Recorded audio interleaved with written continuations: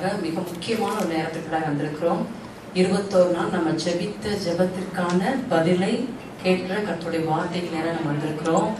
விசேஷமா இந்த நாளிலும் நம் மத்தியில் நம்முடைய தமிழ் பிரதேச ஏஜி ஸ்தாபன காரியதரிசி அவர்கள், செக்ரட்டரி அவர்கள், ரெவரண்ட் டாக்டர் ராஜசேகர் அவர்கள் வந்தது ரொம்ப சந்தோஷம்.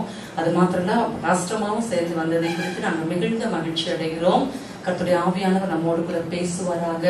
இன்னைக்கு நிறைய பேர் நீங்க வர முடியாத ஒரு சூழ்நிலை. அநேக ஃபோன் பண்ணி சொன்னாங்க, அநேக நேரில் சொன்னாங்க, எலெக்ஷன் டியூட்டி இப்படியாய் போயிருப்பதனால் வர முடியவில்லை என்று சொல்லி.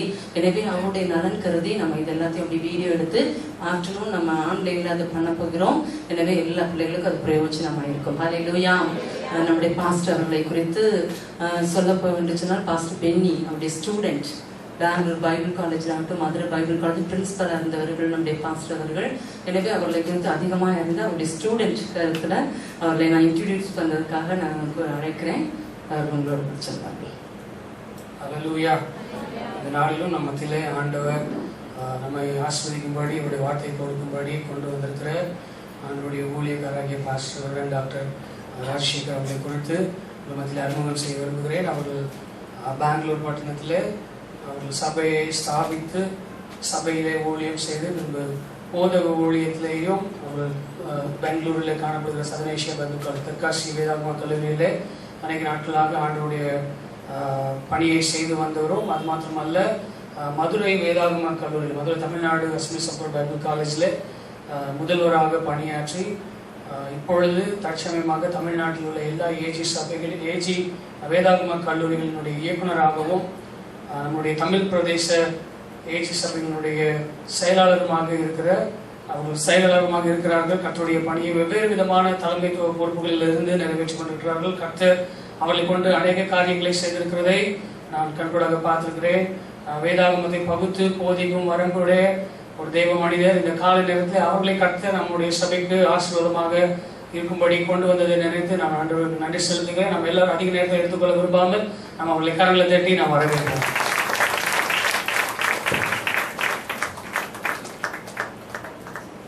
கர்த்தருக்கு ஸ்தோத்திரம். ஹல்லேலூயா. 21 நாட்களாக கர்த்தருடைய சமூகத்திலே சபையாக ஜெபித்து வருவதை குறித்து நான் மிகவும் சந்தோஷப்படுகிறேன். இந்த சபை குறித்தும் என்னுடைய ஊழியர்களை குறித்தும் பல வருடங்களாக அறிவேன். பாஸ்டர் பென்னி என்னுடைய மாணவராக அறிவதற்கு முன்பதாகவும் இந்த சபை குறித்தும் என்னுடைய போதகர்களை குறித்தும் அறிந்திருக்கிறேன். அதற்காக தேவனுக்கு நன்றி செலுத்துகிறேன். பென்னி மாத்திரமல்ல,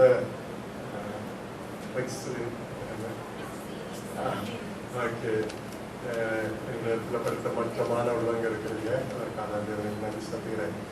கர்த்தருடைய வசனத்தை கேட்கிறது இருக்கிறோம். ஒரு நிமிஷம் நம்ம எழுப்பி நின்று ஜெபிக்கலாமா? கிட்டத்தட்ட 1 மணி நேரம் செய்தியை கேட்க போயிடும். ஆயத்தம் தானே? கர்த்தர் நம்மோட பேசணும். கர்த்தருடைய வசனம் நம்முடைய உள்ளங்கள்ல ஆழமாக ஊன்றப்பட வேண்டும். ஆயத்தம் செய்த நிலத்திலே, நல்ல நிலத்திலே விழுந்த விதைகளை போல அது பலன் கொடுக்கிற விதைகளாக இருக்க வேண்டும். எல்லாரும் அதுக்கு ஆயத்தமா இருக்கிறீங்களா? கர்த்தர் என்னோடு பேச வேண்டும்.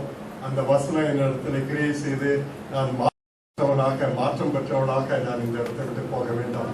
நான் இன்றைக்கு கேட்கிற வார்த்தைகள் நான் வெளியே போகும்போதே பறவைகளால் எடுத்துக்கொள்ளப்படக்கூடியதாகவும் இருக்கும். அதே இடத்துல கொஞ்ச நாட்கள் பலன் கொடுக்கக்கூடியதாக இருக்கும். ஆனா நீண்ட கால பலனை கொடுக்க வேண்டும் என்ற எதிர்பார்ப்போடு கரங்களை உயர்த்தி நம்ம ஆண்டவரிடத்தில் ஜெபிப்போம். ஆண்டவரே, நீர் எங்களோடு பேசுகிற ஆண்டவர்.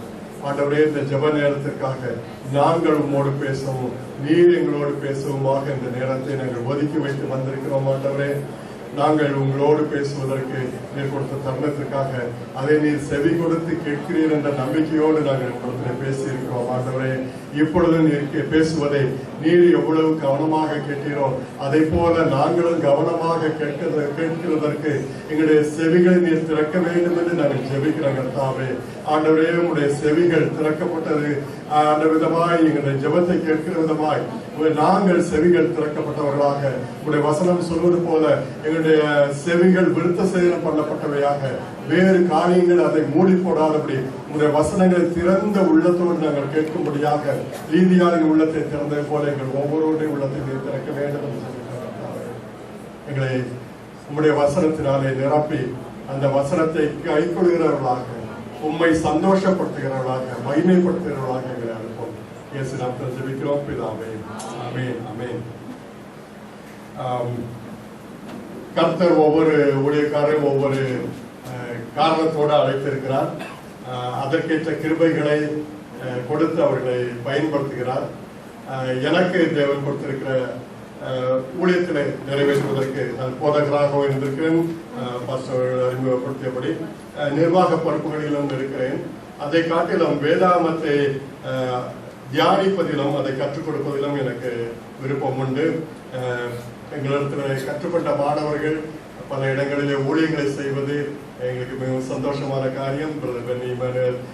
எஸ்எபிசியிலே படித்துவிட்டு டெல்லியில் சில ஆண்டுகள் ஊழியம் செய்துவிட்டு இங்கு வந்திருப்பதற்காக தேவனுக்கு நன்றி செலுத்துகிறேன்.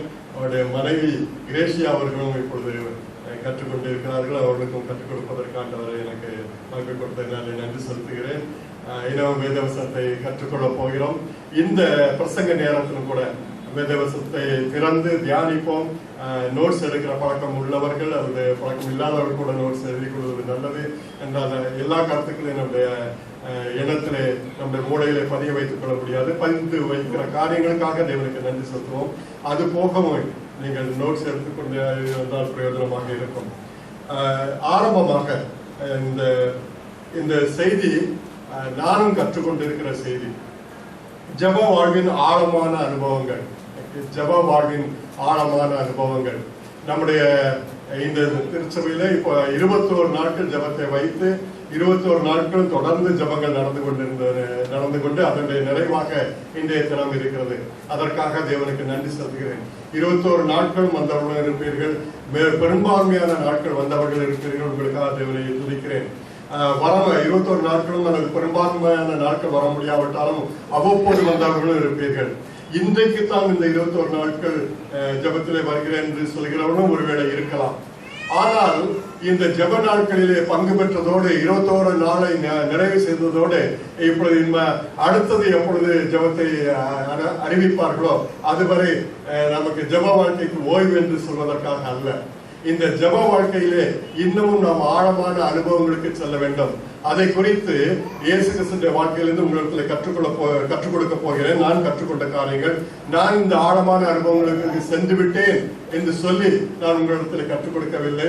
நானும் ஒரு கற்றுக்கொள்ளும் மாணவனாக நானும் ஜெப வாழ்க்கையிலே ஆழமான அனுபவத்திற்கு செல்வதற்காக எனக்கு உபயோகப்படுகிற வார்த்தைகளை உங்களோடு பகிர்ந்து கொள்ள விரும்புகிறேன். எசேக்கியேல் தீர்க்கதரிசன புத்தகத்திலே இது ஜெபத்தை குறித்த வசனம் அல்ல, நான் அறிமுகமாக உங்களிடத்தில் சொல்ல விரும்புகிறேன். எசேக்கியேல் 47வது அதிகாரத்திலே 3வது வசனத்திலிருந்து 5வது வசனம் வரை ஒரு தேவ நதி, எசேக்கியேல் காண்கிற தரிசனத்திலே ஒரு தேவ நதி சிங்காசனத்திற்கு வலதுபுறமாக புறப்பட்டு அது சின்ன ஒரு நீரோடை என்று கூட சொல்ல முடியாது, ஒரு ஒழுக்கு நீரிலிருந்து ஓடுகிற ஒரு சின்ன ஒரு நீர்த்துளிகளை போல அது ஓட ஆரம்பிக்கிறது. இப்பொழுது சொல்ல வேண்டும் என்றால் ஏசி வைத்திருந்தால் ஏசிக்கு வெளியே இருந்து அது தண்ணீர் சொட்டு சொட்டாக விழுந்து அது நாம் அதற்கான ஏற்பாடுகள் செய்யவில்லை என்றால் அது ஓடிக்கொண்டிருக்கும். அது போல இந்த சிங்காசனத்துக்கு வலது பக்கத்திலிருந்து இந்த தேவாலயத்தின் மைய பகுதியிலிருந்து ஒரு பெரிய ஒரு நீரோடையாகவோ என்றால் அது ஆரம்பிக்கவில்லை. அந்த தேவ நதி மிகவும் சிறிய சில கொஞ்சம் ஒரு மக்கில உள்ள தண்ணியை தொடர்ந்து ஊற்றி கொண்டிருந்தால் எப்படி ஓடுமோ அப்படி அது தேவாலயத்தின் வாசலுக்கு கீழே வரும் வரை அப்படியாக வந்து அதற்கு பிறகு தேவாலயத்திற்கு வெளியே செல்கிறது. இந்த 3ஆம் வசனத்திலிருந்து 5ஆம் வசனத்தை வாசிப்போம்.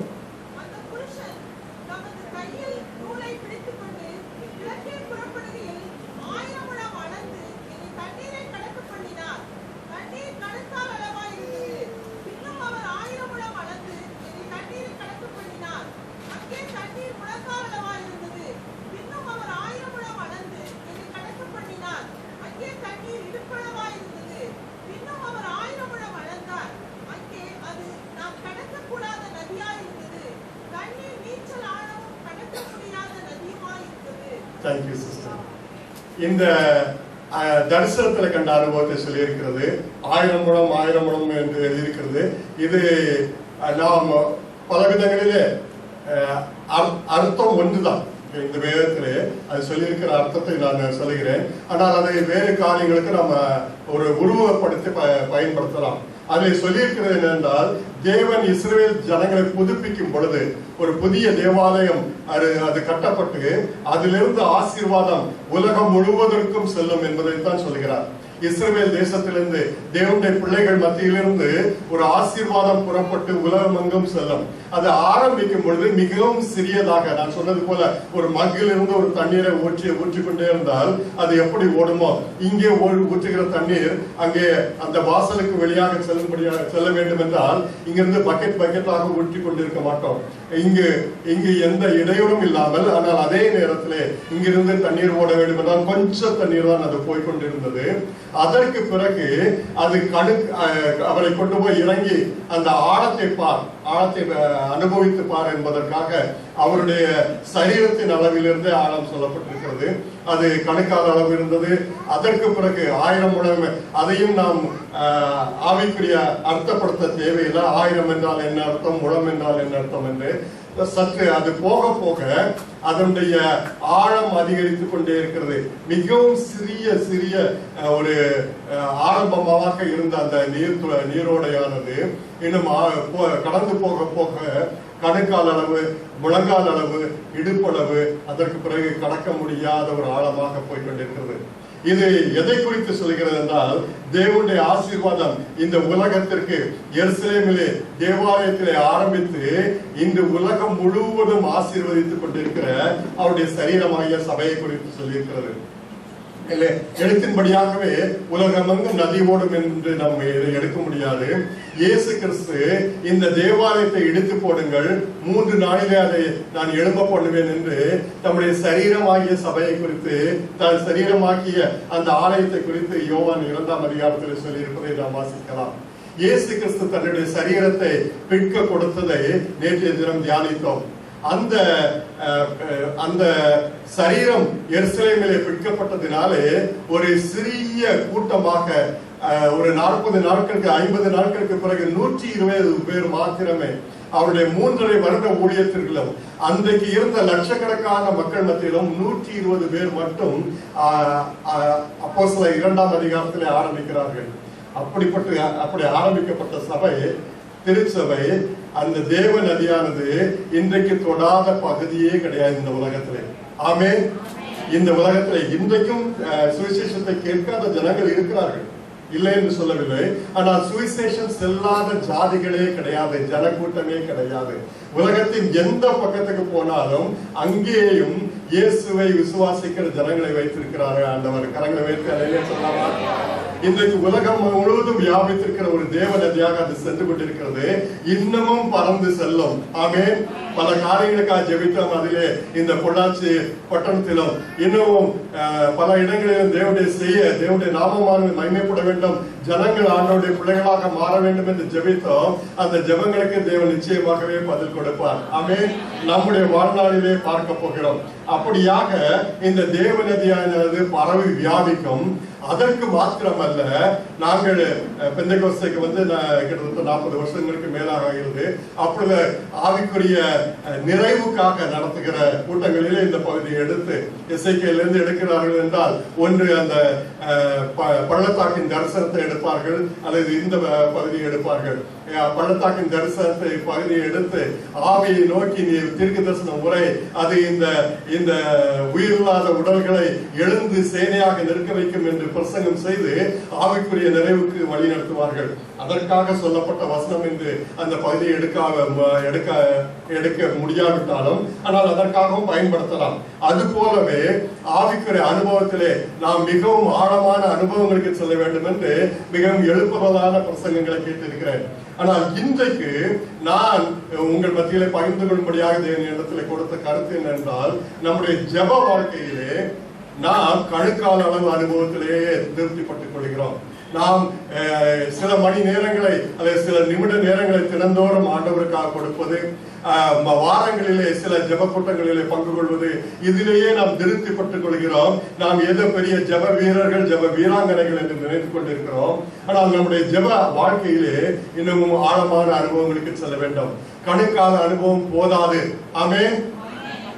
முழங்கால அனுபவம் போதாது, இன்னமும் நான் ஆழமான அனுபவத்திற்குள்ளே செல்ல வேண்டும். நான் தேர்ந்த விசுவாசி என்றால் தேவனோடு நான் அதிகமாக நேரம் செலவழிக்கிறாள்.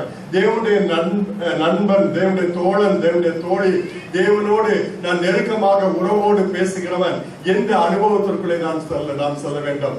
எல்லாரும் இங்க இருக்கிறீங்களா? கவனிக்கிறீங்களா? அதற்காக கொஞ்சம் எழுதி நிற்க சொன்னேன். நீங்க அவ்வப்போது ஒருவேளை உற்சாகப்படுத்துவதற்காக, உங்களுடைய சோர்வுகள் நீங்குவதற்காக கரங்களை உயர்த்துவது, அல்லேலூயா சொல்வது, நீங்கள் உங்களுடைய கவனம் எங்கள் மத்தியிலே இருக்க வேண்டும் என்பதற்காக. வெறும் கதைகளை சொல்லி, கதைகளும் தேவைதான், நகைச்சுவைகளும் தேவைதான்.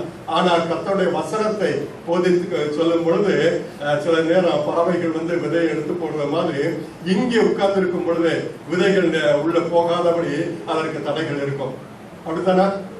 நம்ம இங்க உட்கார்ந்து பார்த்துட்டு இருக்கும் போது சில செய்தியில நான் சொல்ற செய்தி சில வார்த்தைகளே உங்களை இடமாற செய்துவிடும். அதனால நீங்க ஜெபத்தோடு இருக்கிறோம், கவனத்தோடு இருப்போம். இந்த ஜெப வாழ்க்கையிலே நாம் ஆழமான அனுபவத்திற்குள்ளே செல்ல வேண்டும். நான் கேட்ட காரியத்தை என்னுடைய தேவன் தருவார் என்ற நம்பிக்கையோடு ஜெபத்திற்கு செல்வது அது ஆரம்ப ஜெப அனுபவம். அந்த ஆரம்பம் இல்லாமல் நாம் ஜெப வாழ்க்கையில அனுபவத்திற்கு, வேற ஆழமான அனுபவத்திற்கு செல்ல முடியாது. தேவன் இருக்கிறார், அவரிடத்திலே கேட்கிறவர்களுக்கு அவர் பதில் கொடுக்கிறார் என்ற விசுவாசத்திலே நாம இந்த விசுவாச வாழ்க்கையை, ஜெப வாழ்க்கையை ஆரம்பிக்கிறோம். நாம் முழங்கால் படியிடும் பொழுது அல்லது தேவனுடைய பிரசனத்தை நாம் எங்கிருந்தாலும் சரி, ஆலயத்தில் இருந்தாலும் சரி, வீட்டிலே இருந்தாலும் சரி, அல்லது நாம் முற்றத்திலேயோ அல்லது வீட்டின் மாடியிலேயோ அல்லது தெருவிலேயோ அல்லது ஆள் நடமாட்டம் இல்லாத பகுதியிலேயோ எப்படியோ உங்களுடைய ஜெப அனுபவத்தை நீங்கள் வைத்துக் கொள்ளலாம். அந்த ஜெப அனுபவத்தின் நேரத்திலே நான் ஆண்டவரை நோக்கி ஜெபிக்க ஆரம்பிக்கும் பொழுது அவர் எனக்காக இந்த முழு உலகத்தை நிர்வகிக்கும் பொறுப்பு இருந்தாலும் எனக்காக அவர் நேரம் ஒதுக்கி நான் சொல்லுவதை கேட்க விரும்புகிறார். எத்தனை பேர் அந்த நம்பிக்கையோட இருக்கிறீங்க? எவ்வளவு பெரிய ஸ்லாக்கியம் என்ன! நமக்கு திடீர்னு ஒரு எம்எல்ஏவை பார்த்து அவரிடத்துல பெட்டிஷன் கொடுக்கணும்னா, நீங்க வாங்க, உட்காருங்க, பேசுங்க, என்னெல்லாம் பிரச்சனை இருக்குதோ சொல்லுங்க, இன்றைக்கு முழுவதும் நீங்க சொல்லுங்க, நான் கேட்டுக்கிட்டு இருக்கேன்னு சொல்லுவாரா? சரி, ஒரு மணி நேரம் உட்காருங்க, நான் கேட்டுக்கிட்டு இருக்கேன்னு சொல்லுவாரா? இல்ல, அவருக்கு எவ்வளவோ பொறுப்புகள். எம்எல்ஏ சொல்லணும், பாஸ்டர்ட்ட நீங்க ஒவ்வொரு விசுவாசியும் ஒவ்வொரு நாளும் நீங்க 1 மணி நேரம் உட்கார்ந்து உங்க பிரச்சனையெல்லாம் பேசிக்கிட்டு இருந்தீங்கன்னா எத்தனை பேருக்கு அவங்க ஊழியம் செய்ய முடியும்? ஏதாவது ரொம்ப இக்கட்டான ஒரு பிரச்சனையில இருக்கிறவங்களுக்கு சில நேரங்கள்ல அந்த குடும்ப பிரச்சனைகள் அதெல்லாம் தீர்ப்பதற்கு சில நேரம் மணி நேரங்கள் செலவழிக்க வேண்டியிருக்கும். ஆனா எல்லாருக்கும் மணி நேரங்கள் செலவழிப்பதற்கு மனிதர்கள் யாராலையும் முடியாது. ஆனா நம்முடைய ஆண்டவர் முழு பிரபஞ்சத்தையும் ஆண்டு நடத்துகிற இந்த ஆண்டவர், நான் அவரை நோக்கி கூப்பிடுற நேரத்துல உடனே அவர் வந்துடுறார். ஆமென். நான் சொல்றதை கேட்கிறார், அதற்கு பதில் கொடுக்க கிரியை செய்கிறார். அந்த விசுவாசத்தை இல்லைன்னா நம்ம தேவனுடைய பிள்ளைகளாக இருக்க முடியாது. அந்த விசுவாசத்தை ஆரம்பம் வெறும் கணக்கான அளவு தண்ணீருக்குள்ளே செல்வதுதான். அதோடு மட்டும் இருந்தோம்னா அது கழுத தெரிஞ்சு கட்டணமா தான் போகுமே ஒழிய நம்ம மேலே ஆழமான அனுபவத்திற்கு போக வேண்டும் என்று நாம் தீர்மானித்து நாம் செயல்படாவிட்டால் ஆழமான அனுபவத்திற்குள்ளே செல்ல முடியாது. இவ்வளவு இன்ட்ரோடக்ஷன் தான். இப்பொழுது ஜெப வாழ்க்கையில ஆழமான அனுபவத்திற்கு செல்வது இயேசு கிறிஸ்துடைய வாழ்க்கையிலிருந்து நாம் கற்றுக்கொள்ள போகிறோம். நேற்று இயேசு கிறிஸ்துடைய மரணத்தை குறித்து தியானித்தோம் புனித வெள்ளி என்ற ஆராதனையிலே. நாளைக்கு அவருடைய உயிர்த்தெழுதலை குறித்து நாம் தியானிக்க போகிறோம். இந்த இரண்டுக்கும் மத்தியில் உள்ள நாளிலே இயேசு கிறிஸ்துவின் பாடுகளை பற்றி நேற்று தியானித்திருப்போம், அவருடைய தியாகத்தை குறித்து தியானித்திருப்போம். இன்றைக்கு கடைசி நாளிலே அவர் இந்த உலகத்திலே மரிப்பதற்கு முன்பு இந்த உலகத்திலே வாழ்ந்த நாளிலே அவர் செய்த 3 ஜெபங்களை நாம் சுருக்கமாக நாம் தியானிக்க போகிறோம். அந்த ஜெபங்களிலிருந்து நம்முடைய ஜெப வாழ்க்கை எப்படி ஆழமான அனுபவத்திற்கு போக வேண்டும் என்று பார்க்க போகிறோம். முதலாவது யோவான் 17வது அதிகாரம். யோவான் 17ஆம் அதிகாரம். பரிசுத்த ஆவியானவர் தான் செய்தியை கொடுக்கிறார். பரிசுத்த ஆவியானவர் தான் ஜெபத்தை நடத்துகிறவர்களுக்கு ஜெப குறிப்புகளை கொடுக்கிறார். அவர்கள் ஜெபத்தை நடத்திய விதத்தோடு இசைந்து இந்த செய்தியும் செல்லும். அதற்காக நான் தேவனை ஸ்தோத்திரிக்கிறேன். யோவான் 17ஆம் அதிகாரம் 4ஆம் 6ஆம் வசனத்தை வாசிப்போம். யோவான் 17 4 6 எல்லாரும் எடுத்துக்கொள்ளுங்கள். 153வது பக்கம்.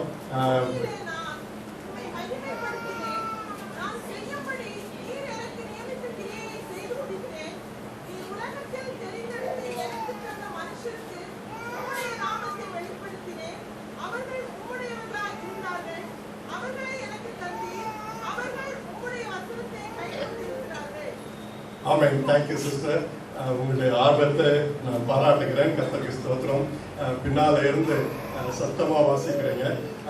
என்னுடைய விருப்பம்லாம் எல்லா விசுவாசிகளும் வேதத்தை திருப்பணும், எல்லா விசுவாசிகளும் சத்தமா பொது இடத்துல வசனத்தை வாசிக்கணும். அப்படிதானா? செய்யலாமா? ஓகே. அந்த நாட்கள்ல நான் பெந்தெகோஸ்தே அனுபவத்துக்குள்ள வந்து ஒரு 40 வருஷத்துக்கு மேல ஆச்சுது. அப்போ உள்ள அனுபவங்கள் ஒரு 10 பேர் 12 பேர். சும்மா நல்ல பாய் கூட சர்ச்சில் இருக்காது. பாஸ்டருக்கு ஏதோ ஒரு பெஞ்சு ஒரு டேபிள் இருக்கும். அந்த டேபிள் தான் இங்கே வாழ நாட்களில் பிள்ளைகள் படிக்கிறதுக்கும் அல்லது சாப்பிட்றதுக்கும் விருந்தாட்கள் தான் சாப்பிட்றதுக்குன்னு இருக்கும். ஒரு கொட்டு ஒரு ஜாலர் அப்படிதான் இருக்கும். ஆனால் ஆட்களுக்குள்ள இருந்த உற்சாகத்தை இப்போ உள்ள உற்சாகத்தோட கணக்கு போடவே முடியாது. இப்பொழுது நிறைய பொருட்கள் இருக்குது. அந்த இந்த பெந்தெகோஸ்தே சபைகள்ல இவ்வளவு பொருட்கள் இருக்கும்னு அன்றைக்கு நினைத்திருக்கவே முடியாது. கனவுல கூட கிடையாது. ஒரு பெட்ரோல் பாக்ஸ் லைட்டுக்கு மண்ணெண்ணெய் வாங்கி ஊத்துறதுக்கு காசு இருக்காது. இப்போ இருக்கிற மண்ணெண்ணெய் அடுத்த ஆராதனை முடியும் வரை அது எரியணும். ஓகே. பெட்ரோல் பாக்ஸ் லைட் எத்தனை பேர் பார்த்துருக்கீங்களா தெரியாது. அதில் உள்ள அந்த மேண்டில் கொஞ்சம் கீழே விழுந்துட்டா ஆண்டவரே அது விழுந்துடக்கூடாது, அடுத்த மீட்டிங் வர அது அசையாமல் இருக்கணும் ஆண்டவரே, அப்படி ஜெபம் பண்ண நாட்கள். இன்னைக்கு நிறைய பொருட்களை கொடுத்துருக்கிறாரு. விசுவாசிகள்லாம் நடந்துதான் வருவோம். இப்போ ஆண்டவர் வாகனங்கள் கொடுத்துருக்காங்க. எல்லாருக்கும் வாகனங்கள் கொடுத்துருக்கான்னு சொல்லலை. இன்றைக்கு நடந்து வர்ற விசுவாசிகள் இருக்கிறீங்க. நடந்து வர்ற விசுவாசிகள் ஒன்றும் குறைவா நினைத்துக் கொள்ள வேண்டாம். ஆனால் இன்றைக்கு ஆண்டவர் ஆசீர்வாதங்களை கொடுத்திருக்கிறார். அன்றைக்கு இந்த ஆசீர்வாதங்கள்ல ஜெபிப்போம்னு சொல்லிட்டாலே அங்கிருந்து இங்கிருந்து ஒரு 4 பேராவது ஜெபத்தை ஆரம்பிப்பாங்க. ஆண்டவரை துதிப்போம்னு சொன்னா துதிச்சுக்கிட்டே இருப்பாங்க. மேஜர் தட்டி போதும் துதிச்சு போதும்னு சொல்ல வேண்டியிருக்கும். இன்றைக்கு எங்கேயாவது அப்படி ஒரு அனுபவத்தை பார்த்திருக்கோமா? கிடையாது. துதியுங்கள் ஜெபிங்கன்னு சொல்லிக்கிட்டே இருக்கணும். சொல்லி ஒரு 2 நிமிஷத்தை சொல்லிட்டு விட்டுருவாங்க. அங்க துதிக்குங்கன்னு சொல்லிட்டா துதிச்சுக்கிட்டே இருப்பாங்க. பாடுங்கன்னு ஆரம்பிச்சா பாடிக்கிட்டே இருப்பாங்க. இப்போ யாராவது பாடுவாங்க, யாராவது ஜெபிப்பாங்க, யாராவது வசனத்தை வாசிப்பாங்கன்னு இருந்துக்கிறோம். அப்படி இருக்கக்கூடாது. விரும்புறீங்களா? அதனால அந்த சிஸ்டம் நான் பாராட்டுறேன். இனிமே வசனத்தை அவங்க எடுப்பாங்க, அவங்க வாசிக்க மாட்டாங்க. மற்றவங்களும் வாசிக்கணும். குறைந்த வயதுல இருக்கிற வாலிப சகோதர சகோதரிகள் வாசிக்கணும். ஆண்களுக்கு பைபிள் புரட்டி எடுக்க தெரியுமா? வாசிக்க தெரியுமா? இவங்க எல்லாம் தெரியாதுன்னு நினைச்சுக்கிட்டு இருக்கிறாங்க. அதனால அடுத்த வசனத்தை சொல்லும் பொழுது நீங்க எடுத்து வாசிக்கணும். கணீர்னு உங்களுடைய வெண்கல குரல்ல வாசிக்கணும். சரிதானே? ஓகே. இப்பொழுது இயேசு கிறிஸ்து இங்கு ஒரு ஜெபத்தை செய்கிறார். இந்த ஜெபம் எதற்காக அவர் செய்த ஜெபம்? இந்த வசனத்தை திரும்பி பார்ப்போம். 4வது வசனத்துல என்ன சொல்லுகிறார்? பூமியிலே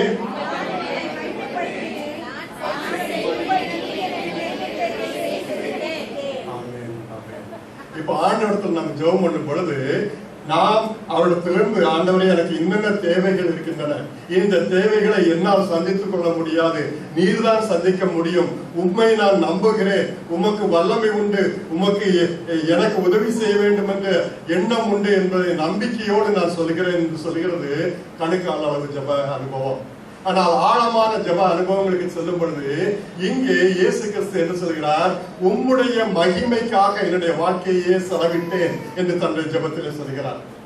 இந்த ஆழமான ஜெப அனுபவம், அதிலே முதல் அனுபவம் என்னவென்றால் ஆண்டவரை மகிமைப்படுத்தும் ஜெபம். ஆண்டவரின் மகிமைக்காக நான் வாழ்ந்தேன் என்று சொல்லும் ஒரு அந்த ஜெபம் நம்முடைய வாழ்க்கையிலே காணப்பட வேண்டும். நாம் துதித்து பாடுவதே அதுதான் ஆண்டவரை மகிமைப்படுத்தும் ஆராதனைன்னு அநேக நேரங்கள்ல சொல்றோம். ஆராதனை நடத்துறவங்க இப்பொழுது நாம் பாடல்களை பாடி ஆராதிப்போம், பாடல்கள் முடிந்தவுடனே இவ்வளவு நேரம் நாம் தேவனை ஆராதித்தோம், இனிமேல் ஜெபிப்போம் என்று சொல்வார்கள். அதற்கு பிறகு நாம் இனிமேல் தேவனுடைய வசனத்தை கேட்போம். எல்லாமே ஆராதனை தான். எல்லாமே மகிமைப்படுத்துகிற காரியம் தான். வெறும் துதிப்பாடல்கள் மாத்திரமல்ல, எல்லாமே. ஆனால் இந்த துதிப்பாடல்கள், ஸ்தோத்திரங்கள், காணிக்கைகள், இவை எல்லாவற்றிலும் இவை எல்லாம் தேவனை மகிமைப்படுத்ததாங்க செய்கிறது. ஆனால் இவை எல்லாவற்றையும் மேலாக தேவனை மகிமைப்படுத்துகிற காரியம் என்ன தெரியுமா? அவர் நமக்கு நியமித்த வேலையை நாம் செய்வது. ஆமென்.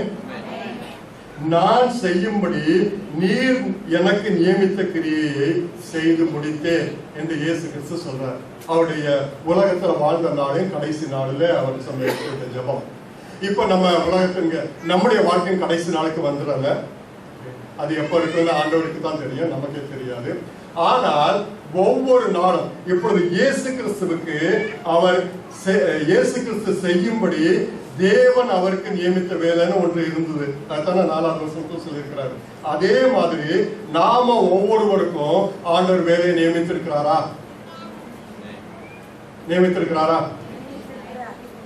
ஆமென். அந்த வேலையை செய்து முடிக்கிற மாதிரி தேவனை மகிமைப்படுத்துகிற காரியம் ஒன்றுமே கிடையாது. கரங்களை உயர்த்தி அதையா சொல்லாமா? ஸ்தோத்திரம் பண்ணி துதி பாடல்கள் பாடி காணிக்கைகள் கொடுத்து நாம் ஆண்டவரை மகிமைப்படுத்தலாம்.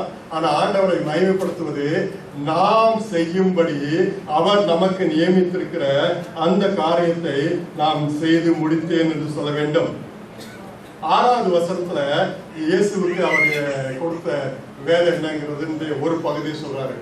அத ஆண்கள் ஒருவர் வாசிக்கலாமா? வெரி குட், 2 பேரும் வாசிங்க.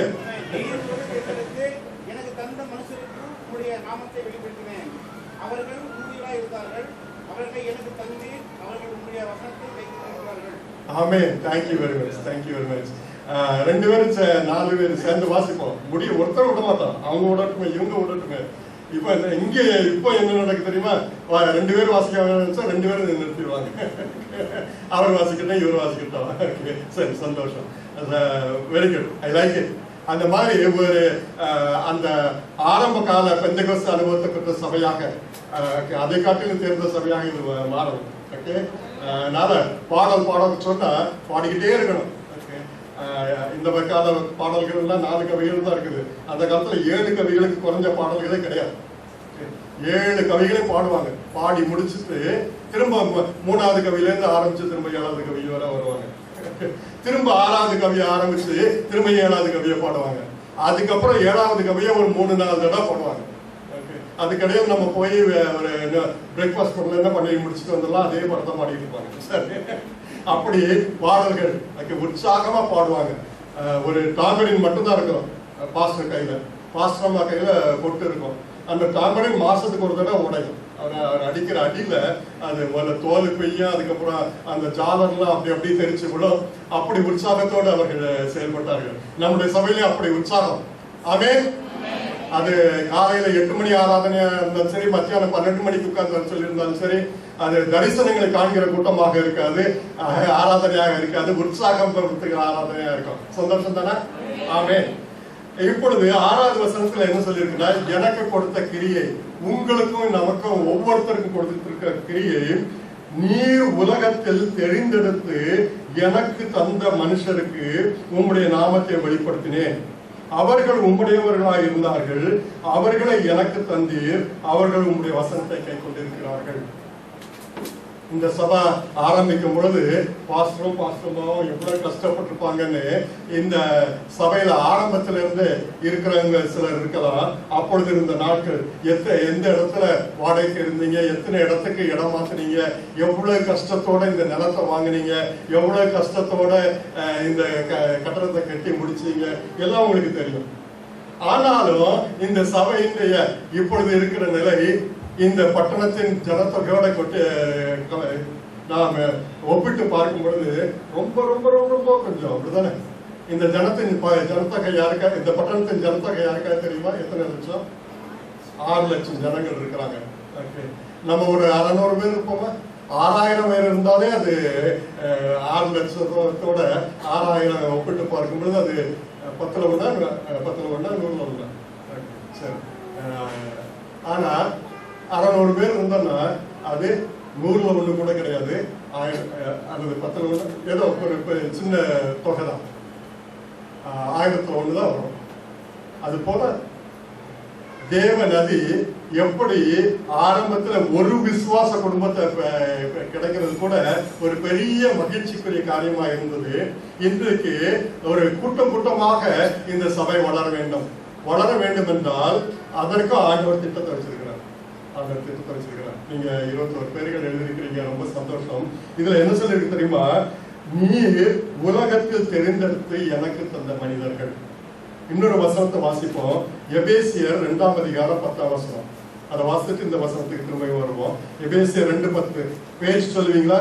தலைமுறையாக கிறிஸ்தவர்களா இருக்கிறவங்களும் இருக்கிறோம், போன தலைமுறையில தான் கிறிஸ்தவர்களா வந்தவங்களும் இருக்கிறோம், இந்த தலைமுறையில தான் கிறிஸ்தவங்களா வந்தவங்களும் இருக்கிறீங்க. அதனால பக்கத்தை சொல்றேன். 267வது பக்கமா 5வது பக்கம். ஏனெனில் நற்கிரியைகளை செய்கிறதற்கு நாம் கிறிஸ்து இயேசுவுக்குள் சிருஷ்டிக்கப்பட்டு தேவனுடைய செய்கையாய் இருக்கிறோம். அவைகளில் நாம் நடக்கும்படி அவர் முன்னதாக அவைகளை ஆயத்தம் பண்ணி இருக்கிறார். இந்த வசனங்களை கொஞ்சம் ஆழமா பார்ப்போம். அது எழுதியிருக்கிறத கொஞ்சம் பகுதியா பார்க்கும் பொழுது நம்மை ஆண்டவர் நற்கிரியைகளை செய்வதற்கு சிருஷ்டிக்கப்பட்டிருக்கிறோம். கிறிஸ்து இயேசுக்குள்ள நாம எதுக்காக சிருஷ்டிக்கப்பட்டிருக்கிறோம்? நற்கிரியை செய்வதற்காக சிருஷ்டிக்கப்பட்டிருக்கிறோம். பிறக்கும் பொழுது கிறிஸ்தவங்களா பிறந்திருக்க மாட்டோம். நிச்சயமாக யாருமே பிறக்கும் பொழுது விசுவாசியா பிறக்கல. அதற்கு பிறகுதான் நாம ஆண்டவருடைய பிள்ளைகள் என்ற அந்தஸ்துக்குள்ள போகிறோம். அதற்கு முன்பாக அவரால் சிருஷ்டிக்கப்பட்டவங்க தான், அவரால் பராமரிக்கப்படுகிறவர்கள் தான். இந்த மனக்குலத்துல இருக்கிற எல்லாரையும் அவர் தான் இந்த உலகத்திற்கு அனுப்பினார், அவர் தான் பராமரிக்கிறார். அதை அவர்கள் ஏற்றுக்கொள்கிறார்களோ ஏற்றுக்கொள்ளவில்லையோ, ஆனால் அவருடைய பிள்ளைகளாக ஆன பிறகு இந்த அறிவை தெளிவை கொடுக்கிறார். என்ன சொல்கிறார்? நாம் நற்கிரிகளை செய்வதற்காக அவருடைய பிள்ளையாக நாம் சிருஷ்டிக்கப்பட்டிருக்கிறோம். சிருஷ்டிக்கப்பட்டது எதற்கு? நற்கிரியை செய்வதற்கு. அதற்கு பிறகு நாம் தேவனுடைய செய்கையா இருக்கிறோம். இங்கிலீஷ்ல தேவனுடைய we are God's workmanship. தேவன் அதை உருவாக்கிய தேவனுடைய கைவேலையாக இருக்கிறோம். எப்படி ஒரு கைவினைஞர், ஒரு குயவன் எப்படி களிமண்ணை எடுத்து அவர் நினைக்கிற விதமாக பாத்திரமாக செய்து அதை அலங்கரித்து கடைசியில் அதை சுட்டு அதை ஷோகேஸுக்கு சேலுக்கு கொண்டு வருகிறாரோ, அது எந்த பொருளை எடுத்துக்கிட்டாலும் அதை செய்கிறவர் அதில் தன்னுடைய மூளை ஆற்றலை, அறிவாற்றலை, தன்னுடைய கரத்தின் செயலை, தன்னுடைய நேரத்தை, தன்னுடைய கருவிகளை எல்லாம் பயன்படுத்தி அந்த அழகான பொருளை உருவாக்கி இருக்கிறார். ஒரு பேகை நீங்க கடையில வாங்க போறீங்கன்னா அந்த பேகுடைய ஸ்டிச்சு, அதனுடைய ஜிப்பு, அதனுடைய அந்த கைப்பிடியுடைய வெயிட் அதெல்லாம் செக் பண்ணுவாங்க. ஆனா அதை உருவாக்குவதற்கு அதை டிசைன் பண்ணவங்கள்ல இருந்து அந்த பொருட்களை வாங்கினவங்க, அதை தச்சவங்க, அதை இன்ஸ்பெக்ட் பண்ணவங்க, குவாலிட்டியை வெரிஃபை பண்ணவங்க, அதை பற்றியெல்லாம் நம்ம நினைக்கிறதே கிடையாது. அப்படித்தானே? ஆனா அப்படி அநேகர் வேலை செய்து அது அந்த கடைக்கு வந்திருக்கிறது. அதை போலத்தான் இன்றைக்கு நம்ம உட்கார்ந்துருக்கிற உங்களை நீங்க உடுத்திருக்கிற ட்ரெஸ், அதனுடைய கலரு, நீங்க உட்கார்ந்துருக்கிற விதம், அதைத்தான் நாங்க பாக்குறோம். ஆனா உங்களிலே ஆண்டவர் எவ்வளவு வேலையை செய்திருக்கிறார். நீங்க பிறந்த இடம், நீங்க படிச்ச படிப்பு, நீங்கள் யாரிடத்துல எல்லாமே என்னென்ன அனுபவங்களை பெற்றீர்களோ எல்லாமே நீங்கள் தேவன் நியமித்த நற்கிரியை செய்ய வேண்டும் என்று உங்களிலே தேவன் செய்த காரியங்கள். எல்லாரும் கரங்களை வைத்து அலையில சொல்லாமா? எதற்காக? நீங்க என்ன படிப்பு படிச்சிருந்தாலும் சரி, அதை எந்த ஸ்கூல்ல படிச்சீங்க, அத சிலர் நிறைய மார்க் எடுத்து பாஸ் பண்ணிருக்கிறார். சிலரே ஒரே படிப்பை 2 வருஷம் 3 வருஷம் உட்கார்ந்து நல்லா அவசரப்படாம நிதானமா படிச்சுட்டு வந்திருக்கலாம். அவங்கதான் நல்லா நிதானமா எல்லாமே செய்தை ஒழுங்காக செய்யும். மற்றவங்களாம் அவசரமா 6 மாசம் 8 மாசத்துல படிச்சு முடிச்சுட்டு அடுத்த கிளாஸ் போடுவாங்க.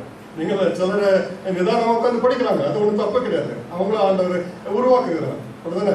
பெற்றோருக்குலாம் எரிச்சலமா கோபமா வரும். ஏன்னா அடுத்தவங்க பிள்ளையோட கம்பேர் பண்றாங்க. அடுத்தவங்க பிள்ளைய உங்களுக்கு தரணும்னா அந்த பிள்ளைய உங்க வீட்டுல கொடுத்துருப்பாரு, அந்த பிள்ளை அவங்க வீட்டுக்கு. உங்களுக்கு கொடுத்த பிள்ளைய ஆண்டவர் உருவாக்குகிறார். சரி, இந்த வருஷம் நல்லா படி, இந்த வருஷம் பாஸ் பண்ணணும், அதுக்காக என்ன உதவி செய்யலாம்? அவனை பாரு இவனை பாருன்னா அவன் பார்க்காம தான் இருக்கிறான், அதான் அவன் பாக்குறாங்க. நீங்களும் இன்னும் பாரு பாரு பாருன்னு சொல்லிட்டு இருந்தா அப்புறம் அவன் சொல்லுவான், அவனுக்கு அவங்க அப்பா இதெல்லாம் கொடுத்துருக்காரு தெரியுமா, அவனுக்கு அவங்க அம்மா இதெல்லாம் கொடுத்துருக்காங்க தெரியுமா, நீங்க அதெல்லாம் கொடுத்துருக்கீங்களா, கேட்க முடியாது. கேட்டாதான் 2 அடிக்க கூட நம்ம கோபத்துல. அப்படிதானே அவன் சின்ன பிள்ளையா இருக்கும்போது அவன் சின்ன பிள்ளையா இருக்கும்போது நம்ம பலத்தை காட்டி அடிக்கிறான். அப்புறம் பெரிய பிள்ளையா ஆனப்புறம் என்னை கவனிக்க மாட்டேங்க, நீ அப்படி சொல்லுவா இப்படி சொல்லுவா. சரி ரைட்டு, வளர்க்கும் போது கொஞ்சம் அன்பை காட்டி வளர்ப்போம். சரி ரைட்டு, ஓகே. அப்படி தேவனுடைய செய்கையா இருக்கிறோம். எங்க படிச்சோம், எப்படி படிச்சோம், எல்லாவற்றையும் ஆண்டவர் அவருடைய செய்கையாக வைத்திருக்கிறார். எதுக்கு தெரியுமா? அது மாத்திரம் இல்ல, இந்த எபேசியர் 2 அதிகாரம் 10ஆம் வசனத்துல அவைகளை நாம் நடக்கும்படி அவர் முன்னதாக அவைகளை ஆயத்தம் பண்ணியிருக்கிறார். நம்ம சிருஷ்டித்திருக்கிறார், நம்மை தேவனுடைய செயலாக உருவாக்கி கொண்டிருக்கிறார். அது போக என்னென்ன நற்கிரியைகளை செய்ய வேண்டும் என்று அவரே ஆயத்தம் பண்ணியிருக்கிறாராம். நீங்க செய்ய வேண்டும் என்று ஆயத்தம் பண்ணியிருக்க நற்கிரியை நான் செய்ய முடியாது, பாஸ்டர் செய்ய முடியாது. புரிந்து கொள்றீங்களா?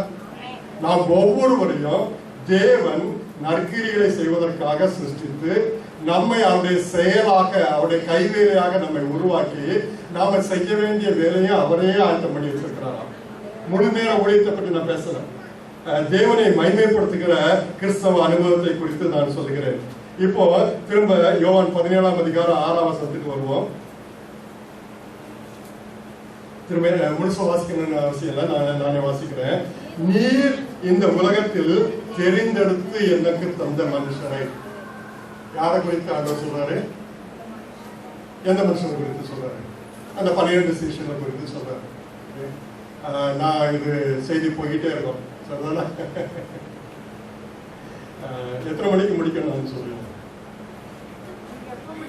எப்ப முடிக்கிறீங்க? எப்ப முடிக்கணும், எப்ப முடியும்னு சொல்லியிருக்காங்களா? எத்தனை மணிக்கு ஆரம்பிக்கும்னு சொன்னாங்களா? முடிய தெரியும். Very good. அப்போ தான் தேவநதி அது போய்கிட்டே இருக்கும், அதற்கு முடிவு கிடையாது, நீச்ச ஆழமா போயிட்டே இருக்கும்.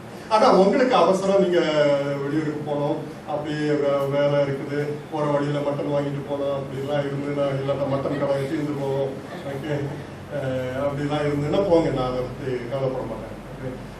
ஏன் போனீங்கன்னு நான் கேட்க மாட்டேன், நான் இருக்க மாட்டேன். பாஸ்டர் மதம் அவர்கிட்ட கேட்பாங்க, பாஸ்டர் கேட்பாங்க, நான் கேட்க மாட்டேன், அதை பற்றி கவலைப்படாது. சரி, இயேசு கிறிஸ்து, நான் சேவிக்கிற இயேசு கிறிஸ்து கவலைப்படாது. இத்தனை பேர் போயிட்டாங்க அவங்க பிரசங்கத்தை கேட்டு, நீங்களும் மட்டும் போங்க. அதனால சார் முடிக்க வேண்டிய நேரம் உண்டு, அதனால கொஞ்சம் நீளமா போகலாம், பிரயோஜனமா இருக்கும். நீர் உலகத்தை தெரிந்தெடுத்து எனக்கு தந்த மனுஷருக்கு உண்மை தெரியப்படுத்தினேன், அவர்கள் உங்களுடைய வசனத்தை கை கொண்டிருக்கிறார்கள். சுருக்கமா 6ஆவது வசனத்தை சொல்றேன். இப்ப எபேசியர் 2:10 என்ன பார்த்தோம்? நம்ம ஒவ்வொருவரையும் தேவன் சிருஷ்டித்து நம்ம ஒவ்வொருவரையும் உருவாக்கி நம்ம ஒவ்வொருவரும் செய்ய வேண்டிய வேலையை நம்ம கையில கொடுத்திருக்கிறாராம். இங்க யோவான் 17:6 இயேசு கிறிஸ்து என்ன சொல்றாரு?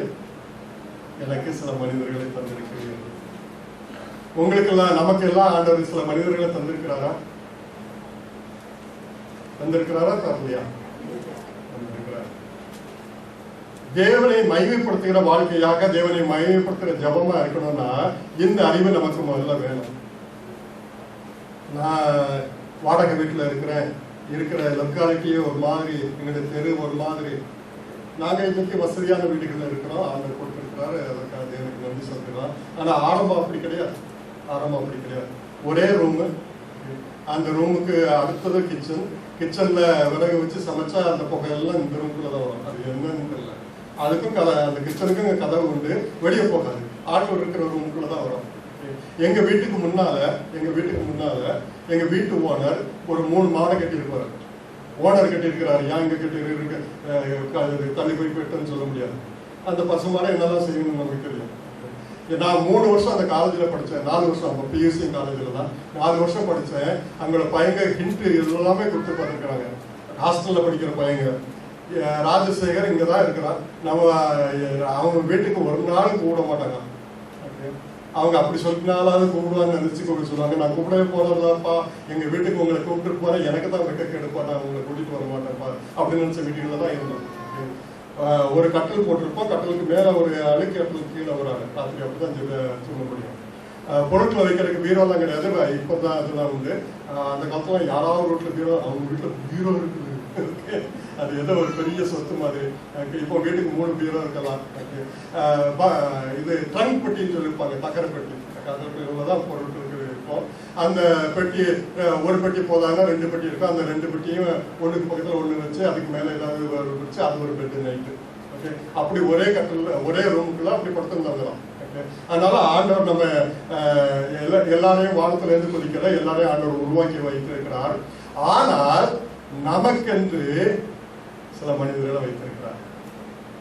அந்த வாடகை வீட்டுல அந்த மாதிரி லொக்காலிட்டியில நீங்க இருந்தீங்கன்னா அந்த அக்கம் பக்கத்துல உள்ளவங்களுக்கு நீங்க தான் நற்கிரியை செய்ய வேண்டும் என்று உங்களை சிருஷ்டித்து கைவினையாக உருவாக்கி அந்த இடத்துல கொண்டு போய் நியமித்திருக்கிறார். ஆண்டவரே, இந்த லொக்காலிட்டியை விட்டு என்றைக்கு நாங்கள் சீக்கிரத்திலேயே ஒரு நல்ல இடத்திற்கு போக வேண்டும், கண்டிப்பா போக வேண்டும். அந்த அந்த இடத்துலயே வாழ்நாள் முழுவதும் இருக்கணும்னு இல்லை.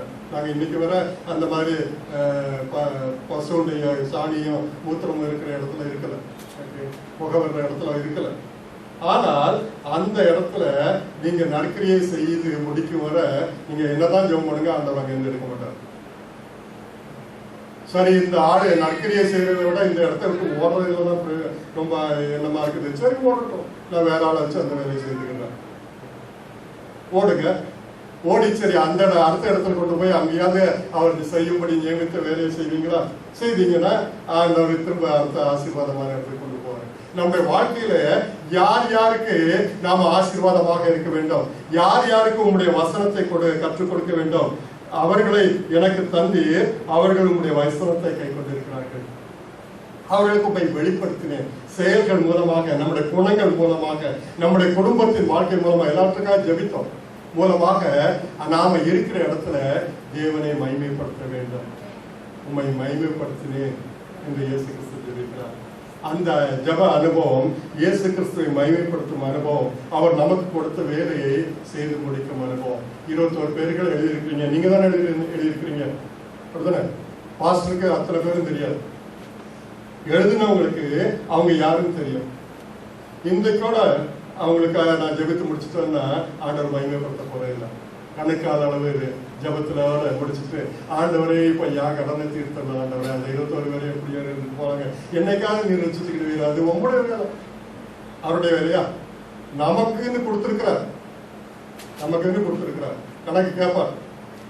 எனக்கு ஆண்டவர் ஒரு தாளத்தையும் தரவில்லை, ஒரு திரவியத்தையும் தரவில்லை, எனக்கு ஒரு ஊழிய பொறுப்பையும் தரவில்லை, என்னை பாஸ்டர் கண்டுக்கவே இல்லை. பாஸ்டர் கண்டுக்கிறாரா கண்டுக்கல இல்லையா? உங்களை சிருஷ்டிக்கும் பொழுது இந்த உலகத்துல முதல்ல பாட்டு அழுகும் போது ஆண்டவர் உங்களுக்காக நீங்க எந்த வேலையை செய்யணும்னு ஆயத்தம் பண்ணிட்டார், அப்படித்தானே இல்லையா? அதை முடிக்காம போய் நின்னீங்கன்னா என்ன சொல்றாரு? இந்த அப்பிரயோஜனம் உள்ள ஊழியக்காரன இந்த பொள்ளாச்சி சபையில நல்லா ஆர்வமா உட்கார்ந்துருந்தாங்க. சபை வசனத்தை கேட்டாங்க. சில நேரத்துல கொஞ்சம் தலையிலுக்கு கையை வச்சு கொஞ்சம் ஒரு மாதிரி கண்ணை மூடுவாங்க, சில நேரத்துல கொட்டாவி விடுவாங்க. இருக்கட்டும், ஆனாலும் நல்ல கைதேர்ந்த விசுவாசின்னு சொல்லிடுவாரா? இல்லை, உங்களுக்கு நியமித்த அந்த வேலையை செய்து முடிச்சாதான் நல்லது, உத்தம, உண்மை உள்ள ஊழியக்காரங்க. முழு நேர ஊழியக்காரங்களுக்கு மாத்திரம் சொல்லப்பட்ட வசனம் கிடையாது. நாம் ஒவ்வொருவரும் நமக்கென்று தேவன் நியமித்திருக்கிறார். இன்றைக்கு மார்ச் மாதம் 3ஆம் தேதியிலிருந்து அந்த கொஞ்சம் அறிவோட நம்ம கிறிஸ்தவ ஜீவிதத்தை செய்யலாமா? ஆண்டவரே, எனக்கு எனக்கு எனக்குன்னு நான் கேட்கிறேன். இப்போ எனக்கென்று நியமித்த அந்த நபர்கள் யாரு? நீங்க போய் தேடி ரோட்டெல்லாம் போய் நிக்கணும். அன்னைக்கு அந்த காலத்துல சொல்லுவாங்க, நீங்க போக முடியலையே ஒரு 10 டிராக்ஸ் கொடுத்துட்டு போங்கன்னு அங்க கட்டுக்கட்டா வச்சிருப்பாங்க. இன்றைக்கு அதெல்லாம் அந்த காலம் அதுக்குன்னு அதை செய்யறது ஞானம் உள்ள செயல் கிடையாது, அப்படித்தானே? அது பிரயோஜனம் கொடுக்க போறது இல்லை. பிரச்சனையத்தான் ரொம்ப விலை கொடுத்து வினைய வாங்குற மாதிரி இருக்கும். ஆனா அதை செய்ய சொல்லி ஆண்டவர் சொல்லல. ஜெபம் பண்ணும்போது சொன்னாங்க, ஆண்டோடைய அன்பை தெரியும். எங்க வீட்டுல பிரச்சனை இருந்தது, ஆண்டவர் எங்களுக்கு தேசம் கொடுத்தாரு, எங்களுக்கு பிரச்சனையை தீர்த்து வச்சாரு. எங்க வீட்டுல இப்படித்தான் சண்டையும் சமாதானம் இல்லாம கீழ்படியாத பிள்ளைகளா இருந்தாங்க. படிப்புல எல்லாம் முட்டை அருமையா வாங்கிட்டு வருவாங்க. கடையில போய் முட்டை வாங்கிட்டு வாங்க, என்ன போறாங்கன்னு சொல்லவும் போகவே மாட்டான். ஆனா டீச்சர்ல இருந்து நம்ம கேட்காமலே அவங்க முட்டை வாங்கிட்டு வருவாங்க, ஏதோ வச்சிருக்கோம். அதை பேப்பரை கொண்டு காமிக்க மாட்டான். திடீர்னு அவர் ரூம் பார்க்க போனீங்கன்னா அங்கே சிவப்பு மார்க் ஒரு முட்டை இருக்கும். இது எங்க என்னடா பார்க்க அதே அவங்கள பார்க்கறது உங்களை யாரு ரூம் கிளம்ப சொன்னது எல்லாம் பிள்ளைன்னு சொல்றது. அவன் 80 மார்க் எடுத்துட்டு வந்தான்னா ரொம்ப சந்தோஷமா கொண்டு வந்து தருவான். அவனே கொண்டு வந்து காமிப்பான். கேட்க தேவையில்லை, மார்க் வந்துட்டு தானு ரொம்ப சந்தோஷமா கொண்டு வந்து கொடுப்பான். அதுலேயும் சில ரொம்ப ரொம்ப ஞானம் உள்ள பெற்றோர்கள் இருக்காங்க, ரொம்ப ஞானம் உள்ளவர்கள்.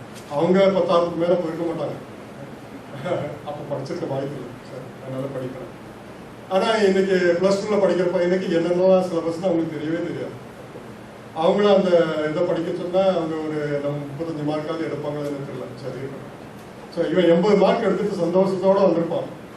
என்ன பிள்ளையோ பார்த்தோன்னா உங்கள் கிளாஸில் இதுதான் ஃபர்ஸ்ட் மார்க்கா? இல்லை, 83 மார்க் எடுத்தா தான் ஃபர்ஸ்ட் மார்க். எனக்கு வெக்கம் இல்லையா? இன்னொருத்தவங்க நீ காட்டணும் 3 மார்க் அதிகமாக 80 மார்க் எடுத்திருக்கானா, அதுக்கு சந்தோஷப்படுங்களா? ஒரு 3 மார்க் எடுக்கலான்னு இருக்கு. அடுத்தது இந்த அப்பா அம்மா இந்த சந்தோஷப்படுத்தவே முடியாது. இந்த 83 மார்க் எடுத்தாலும் இன்னொருத்த 84 எடுத்துட்டான்னா நீ ஏன் 84 எடுக்கல? 99 மார்க் எடுத்தாங்கன்னா நீ ஏன் 100 மார்க் எடுக்கலன்னு சத்தம் போட்ட பெற்றோர்கள் இருக்கிறாங்க. நீங்க 99 மார்க் எடுத்து பாருங்களா? சரி, ரைட். அதுக்காக பிள்ளைகள்லாம் ரொம்ப சந்தோஷமா இப்படிப்பட்ட பசங்கள்லாம் நமக்கு வேணும். நீங்கள் 80 மார்க்கே எடுப்போம், 81 கூட எடுக்க மாட்டோம் அப்படின்னு நினைக்காதுங்க. உங்களோட கூட நீங்க போட்டி போடணும். உங்களுக்கு ஆண்டவர் எவ்வளவு திறமை கொடுத்துருக்கிறாரோ அதை முழுமையா பயன்படுத்தணும். முழுமையா பயன்படுத்தாம பாஸ் பண்ணா போதும். பொம்பளை பிள்ளைகள் படிப்பாங்க, நம்ம அப்படியா படிக்கணும், நம்ம ஊரை சுற்றுவோம், கடைசி நாள் என்னத்தையா பண்ணி எப்படியா ஒப்பைக்கிறோம். ஒப்பைக்கிறதுக்காக ஆண்டவர் உங்களை சிருஷ்டிக்கிறோம். உங்களுடைய திறமைகளை முழுமையா பயன்படுத்தி உங்க பெற்றோருக்கு பெருமையை தேடி கொண்டு வரணும். அப்படித்தானே? பொம்பளை பிள்ளைடைய மார்க் ஷீட்டை வாங்குறதுக்கு கூப்பிட்டுச்சுன்னா நம்ம பெருமையா போவோம்.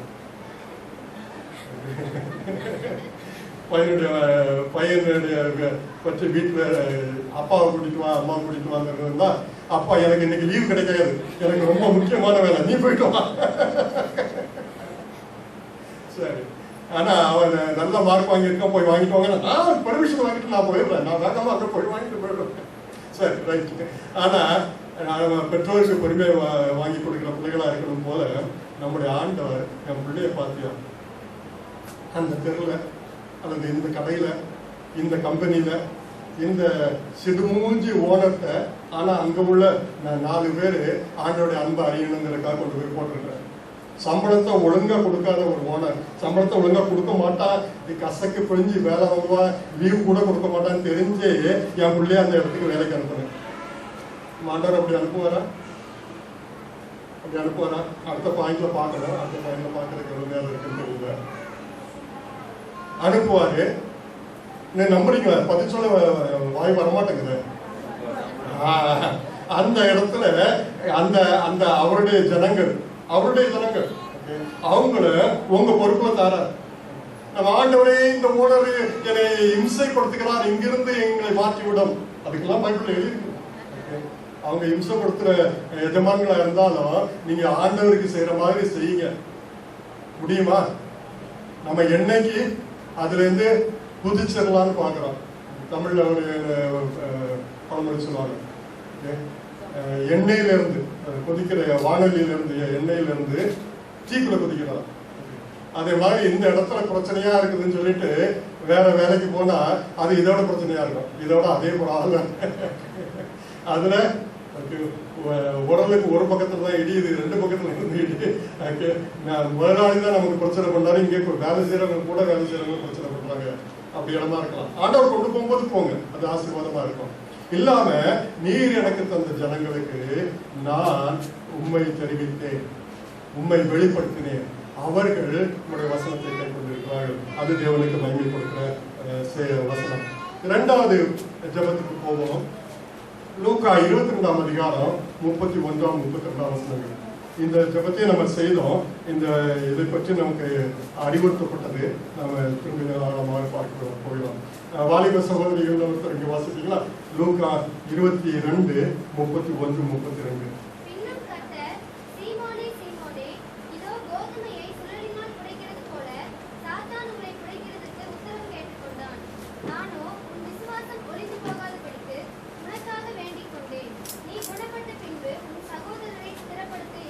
Thank you very much. Okay. இதுக்கு முந்தைய வாசிச்சிருக்கீங்களா? வேலைக்கு இங்க சீமோன் இடத்துல சொல்றாரு, சீமோனே சீமோனே,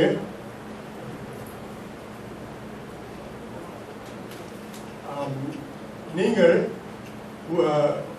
உங்களை கோதுமையை புடைக்கிறது போல புடைப்பதற்கு சாத்தான் என்னிடத்தில் உத்தரவு கேட்டுக்கொண்டான். சொலகு எத்தனை பேர் பார்த்துருக்கீங்க? எல்லாரும் பார்த்துருக்கீங்க. பார்க்காதவங்க அடிக்கிறீங்களா? சொலகுன்னா என்னன்னு தெரியாதவங்க சில முடிக்கிற முடிவு பார்த்தா தெரியுது, பார்த்துருங்க. அப்படி ஒரு அருமையான ஒரு கலைநயம் மிக்க ஒரு பொருள். பனை நாரை கொஞ்சம் கடினமான ஓரமாக வச்சு உரத்துக்கும் எண்டுக்கும் வச்சு பனை நாருனால அதை பின்னி ஒரு யானை காதுக்கு கிட்டத்தட்ட அந்த ஷேப்ல இருக்கும். அது எதுக்கு பயன்படும்?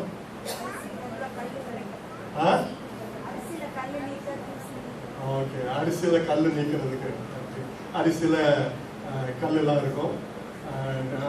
இப்போ அரிசியை வாங்குவோம், அதுக்கு முன்னால நெல்லுல உமி இருக்குமா? உமின்னு சொல்லுவீங்களா? உமின்னு அது அரைச்ச பிறகு அது அரிசியில. நெல்லுல என்ன இருக்கும்? பாளைன்னு சொல்லுவீங்களா? பதர் பதர். ஓகே, எங்க இதுல பொக்குன்னு சொல்லுவாங்க. அதாவது சரி, அதுல முழுமையாக கதிராகாத அந்த பொக்கு நெல் அதில் இருக்கும். அது போக அறுவடை செய்து வரும்போது வயலில் உள்ள கல், அந்த மண்கட்டிகள் எல்லாம் இருக்கும். அதை அதிலிருந்து அகற்றுவதற்காக அது அந்த பயன்படுத்துவாங்க. அதை பயன்படுத்துகிற லாபகம் நளினமே அதே நல்லா கற்றுக் கொடுக்க வேண்டும். இப்படி தூக்கி தூக்கி போடும்போது அதில் ஒரு விதமான வேலை நடக்கும். அப்போ இப்படி செய்யும்போது ஒரு விதமான வேலை நடக்கும். அதில் கரெக்டாக அந்த பதர் அது வெயிட்டானதுலாம் ஒன்று பதரை முன்னால் போனோன்னா அதுக்கு ஒரு விதமாக செய்யணும், வெயிட்டானதுலாம் முன்னால் போனால் அதுக்கு செய்யணும். அதுக்கப்புறம் ஒரு லாபகமாக தத்துவாங்க இருக்கும். அரிசிலாம் அந்த ஒரு அரிசி சிந்தாது, அந்த கல்லெல்லாம் மட்டும் வெளியே போகும். அதுக்கு பயன்படுத்துவாங்க. வேற எதுக்காக பயன்படுத்துவாங்களா? எங்க ஊர்ல மழை பெய்யுது, நனைஞ்சிடாத தடம் பிடிக்கும், அந்த சொலம் எடுத்து தலைக்கு வச்சுட்டு போ. மழை கொடை கிடையாது. ஓகே, இப்போ வெயிலுக்கு பிடிக்கிறதுக்கு 3 கொடை, கரெக்டா ஹேண்ட்பேக் உள்ள போற மாதிரி ஒரு கொடை, தொங்க போடுற மாதிரி ஒரு கொடை. ஓகே, அப்படி 3-4 கொடை இருந்தாலும் புறப்படும் போது கொடைங்க தெரியாது. ஒரு பெரிய கலாட்டா நடக்கும். அப்புறம் கூட இங்க தானே இருந்திருக்கு. ஆமா, கண்ணை திறந்து பார்க்கணுங்களா? பார்த்தா தானே தெரியும். சும்மா கொடையங்க நான் இங்க இருக்கணும் வருமா? எல்லாம் நான் தான் எடுத்து கொடுக்கணுமா? நீங்க தேடி பார்க்க வேண்டியதானே? சார் அதுக்கு பெரிய சரி, எல்லா வீட்டிலும் நடக்கிறதுனால அது அப்படி நடக்காது. நல்ல விசுவாசம் கொடுக்கணும், அதெல்லாம் நடக்காது.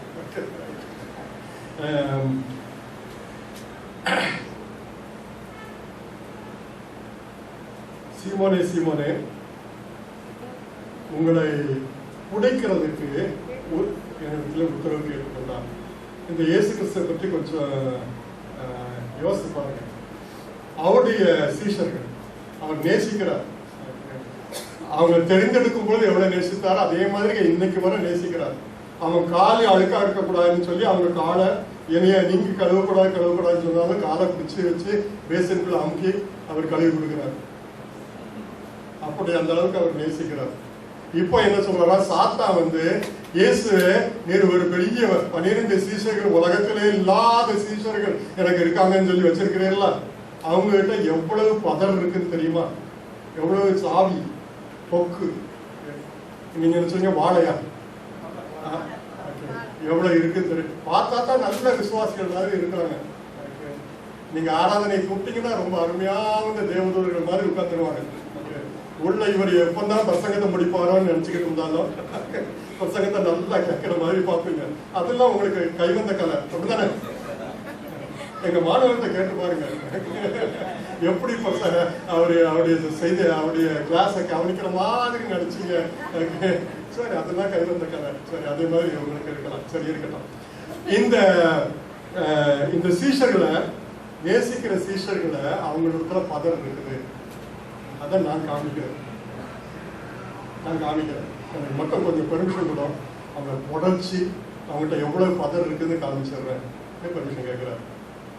ஓகே, இயேசுக்கு தெரியாதுதான் சீமோன்கிட்ட பதர் இருக்குன்னு இயேசுக்கு தெரியாதா? அவன் என்ன வார்த்தை சொல்லி என்ன செய்ய போறான், அடுத்த காலையில கொக்கரொக்க கோழி கூடுறதுக்கு முன்னால அவன் என்ன செய்ய போறான், யார்கிட்ட அதை மறுதளிக்க போறான்னு இவருக்கு தெரியும். சாத்தான் வந்து உம்மிடத்தில் இருக்கிற சீஷர்களை பற்றி உமக்கு தெரியாது, நான் அவர்களை புடைத்து காட்டுகிறேன். ஆண்டவன் சொல்றாரு, உன்னை விட எனக்கு தெரியும், நிறைய தெரியும், போடா அப்படி சொல்லியிருக்கலாம்ல. அப்படி சொல்ல என்ன சொன்னாரு, ஒரு நிமிஷம் கொடுத்துட்டு சும்மா இருக்கக்கூடாதா, கணிக்காது. பேதர்கிட்ட வந்து, பேதுருவே, சாத்தான் உன்னை புடைப்பதற்கு பெர்மிஷன் கேட்டான், நான் கொடுத்து விட்டேன். நீ என்னை பாதுகாத்திருக்க கூடாதா? அவன் என் கண்மணி, அவனை தொட்டால் என் கண்ணை தொடுவது போல அவனை நீ பக்கத்திலே போய்விடாதே, உன்னை விரட்டுகிறேன், உன்னை கட்டுகிறேன் அப்படி இயேசு சொல்லியிருக்கிறான் தான். அப்படி அவர் சொல்லாததுனால நாம இன்னைக்கு போய் அவனை கட்டுகிறேன்னு விரட்டுகிறேன், அவனை அதை செய்கிறேன் இதை செய்கிறேன்னு சொல்லுவோம். அப்படித்தானே? சரி, அது சொல்ல வேண்டிய இடம் இருக்குது. இப்போ இயேசு கிறிஸ்து சொல்றாரு சீஷர்கள்ட்ட, உங்களை புடைக்கும்படி அவன் இடத்துல உத்தரவு கேட்டுக்கொண்டான், நானும் பெர்மிஷன் கிராண்டட் சொல்லிட்டு வந்து உங்ககிட்ட சொல்றேன், நான் அப்படி பெர்மிஷன் கொடுத்துட்டேன்.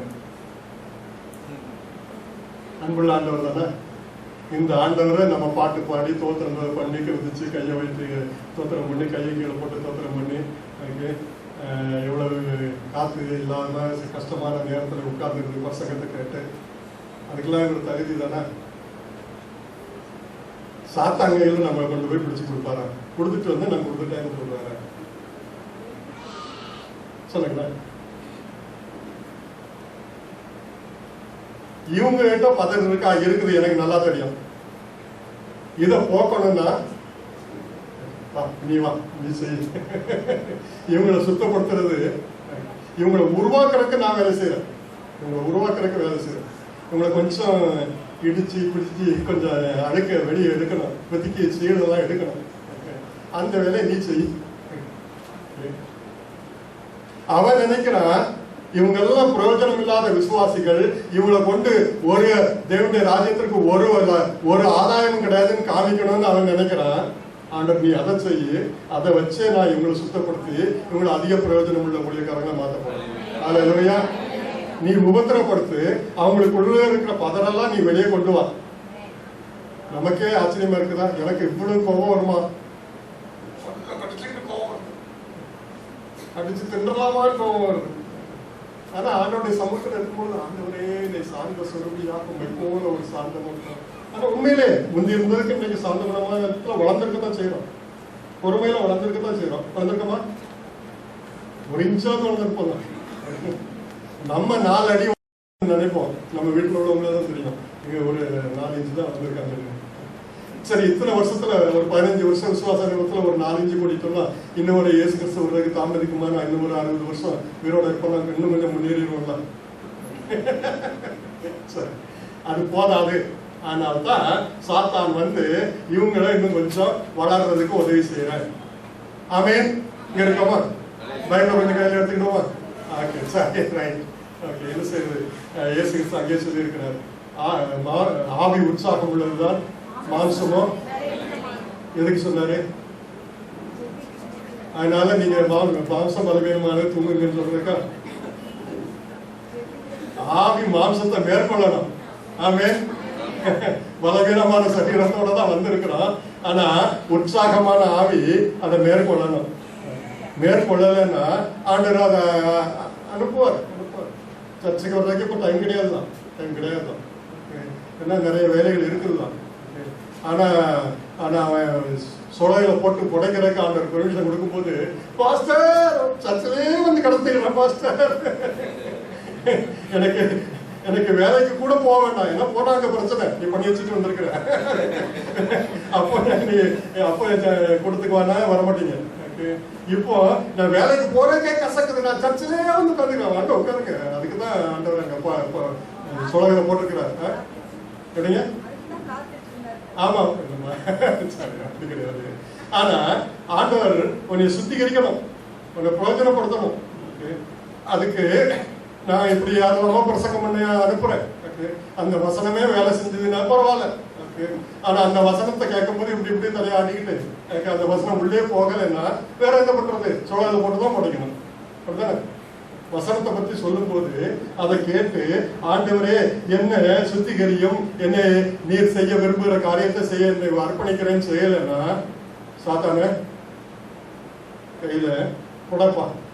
நம்ம வேலையை பகிர்ந்து கொள்வோம். இந்த பொள்ளாச்சி விசுவாசிகள் எல்லாம் சுத்திகரிக்கிற வேலைய உனக்கு பாரு எனக்கு பாரு, புடைக்கிற வேலை அவங்களுக்கு. அவங்க நல்லா புடைப்பாங்க, அவன் நல்லா புடைப்பான். புடைக்கும் பொழுது இயேசு கிறிஸ்து என்ன சொல்றா தெரியுமா?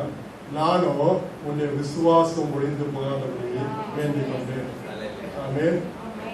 இரண்டாவது ஜபத்தின் ஆழமான அனுபவம் மற்ற விசுவாசிகளுக்காக அவருடைய விசுவாசம் ஒழிந்து போகாதபடி நம்ம ஜெபிக்கணும். நம்முடைய விசுவாசம் ஒழிந்து போகாதபடி நம்ம ஜெபம் பண்ணணுமா? ஜெபம் பண்ணணுமா? ஹலோ, ஆமாங்கிறது இல்லை. சில பிரச்சனை மாட்ட என்ன பதில் சொல்றதுன்னே பயமா இருக்கும். ஆமாங்கன்னு அதுக்கு ஒரு பதில் சொல்லிடுவாங்க, இல்லைன்னு அதுக்கு ஒரு பதில் சொல்லிடுவாங்க. என்ன பண்றது? ஏதாவது ஒன்று சொல்லுங்க. நம்ம விசுவாசத்துக்காக நம்ம ஜெபம் பண்ணணுமா? ஜெபம் பண்ணணும். வேண்டாம் யார் சொல்லுவாங்க? சரி, மற்றவங்க விசுவாசத்துக்காக ஜெபம் பண்ணணுமா? ஓகே, ரொம்ப பண்ணணும், ரொம்ப பண்ணணும். கலாத்தியர் 6ஆம் அதிகாரம் 2ஆம் வசனம். சீக்கிரமா.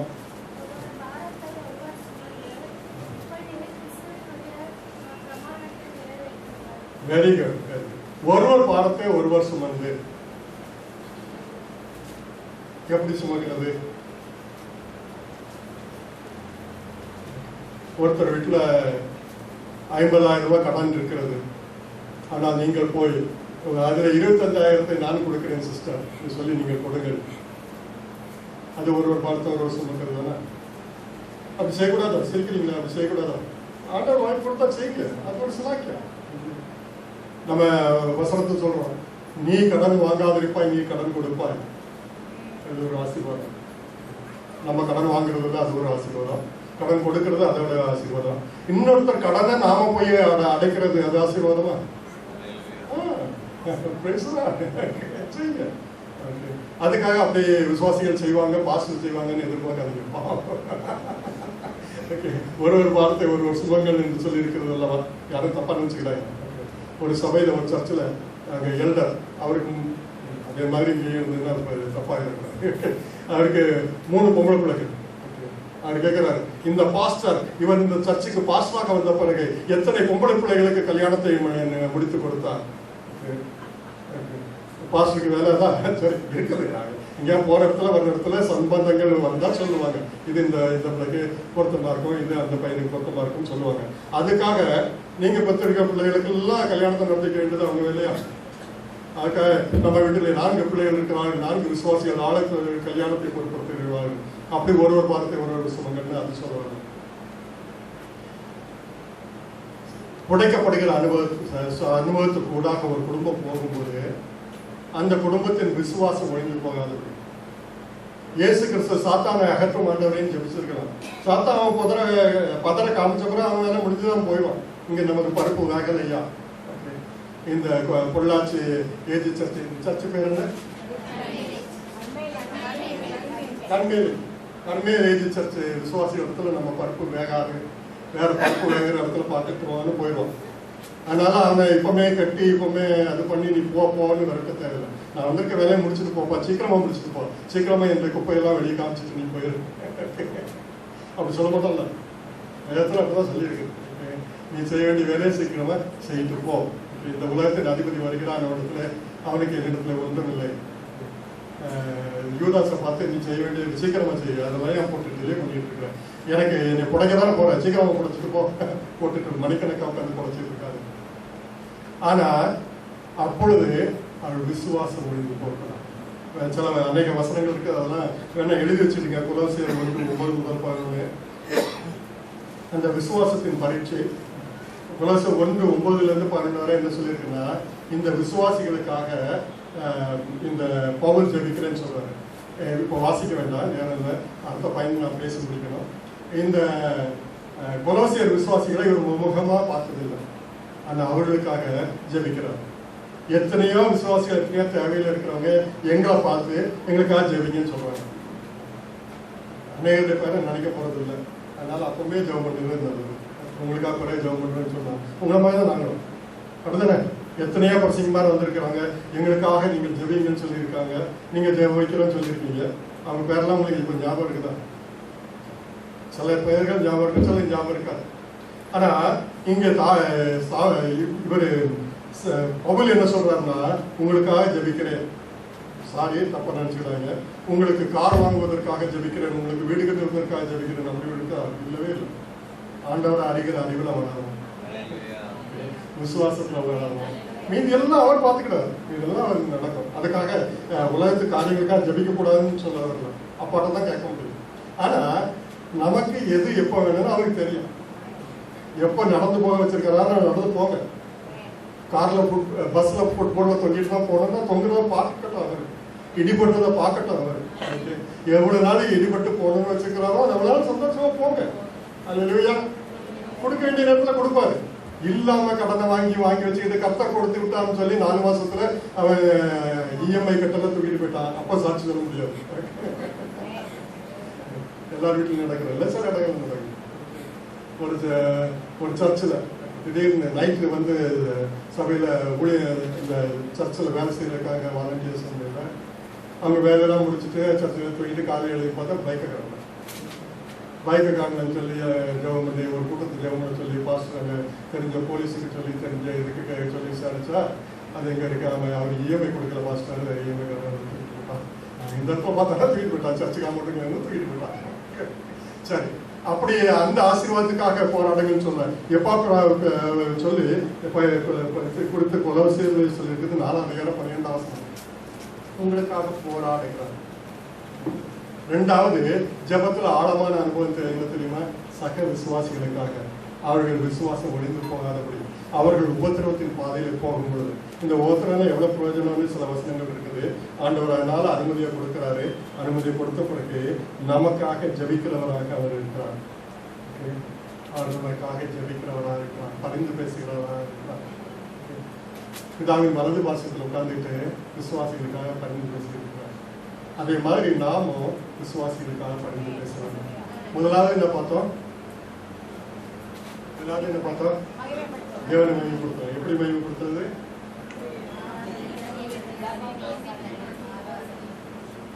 நியமித்த நற்கிரியைகள். அது என்னது? நமக்கு தந்த மனிதர்கள். அவங்களுக்கு நான் தான் பொறுப்பு. என்னை நம்பிதான் அவங்கள இந்த உலகத்துக்கு ஆண்டவர் அனுப்பியிருக்கிறார். கிறிஸ்தவர்களாக இருக்கட்டும், முஸ்லீம்களாக இருக்கட்டும், இந்துக்களாக இருக்கட்டும், படித்தவங்களா இருக்கட்டும், படிக்காதவங்களா இருக்கட்டும், நம்ம வீட்டு பக்கத்துல வேலை செய்யாம ரவுடித்தனம் பண்ணிக்கிட்டு ஒருத்தர் அலைகிறான். ஆண்டவரே, இந்த ரவுடியை சீக்கிரம் இந்த இடத்தை விட்டு போக செய்து விடுமான்னு நாங்கள் ஊக்கமாக ஜெபித்தவங்க இப்பொழுது அவனை இந்த இடத்தை விட்டு போய்விட்டான். அவன் தோற்கிறான். ஆண்டவருக்கு மகிமை. மகிமையா? அவனை உன்னை நம்பி நானும் உன்னை அந்த இடத்துல கொண்டு வந்து வச்சிருந்தேன். அதுக்காக அவனை போய் நீ இன்றைக்கு மரித்தால் எங்கே சொல்வாய் என்றது உனக்கு தெரியுமா? அப்படி போய் சுவிசேஷம் சொல்லிக்கிறாங்க. உங்களை அனுப்பிடுவான். அவனை ஒருத்தரும் அவனை பார்த்து சிரிக்க கூட மாட்டாங்க, முறைச்சிக்கிட்டு போவாங்க. 10 பேர் அவனை பார்த்து முறைக்கிற அவருக்கு பொறுமையா தெரியும். நம்ம பார்த்து நம்ம சிரிச்சோம்னா அதுக்கு நீங்களும் போய் ரவுடியை பார்த்து சிரிச்சாங்க. உங்களை பார்த்து சொல்றேன். ஃபாதருங்கிறான். நான் ஃபாதர்னு என்னைக்குடா வந்து சொன்னேன். இல்ல நீங்க என்னை பார்த்து சிரிச்சீங்களா, அதை பார்த்தாலே நீங்க ஃபாதரை தான் இருக்கணும்னு இருந்தது.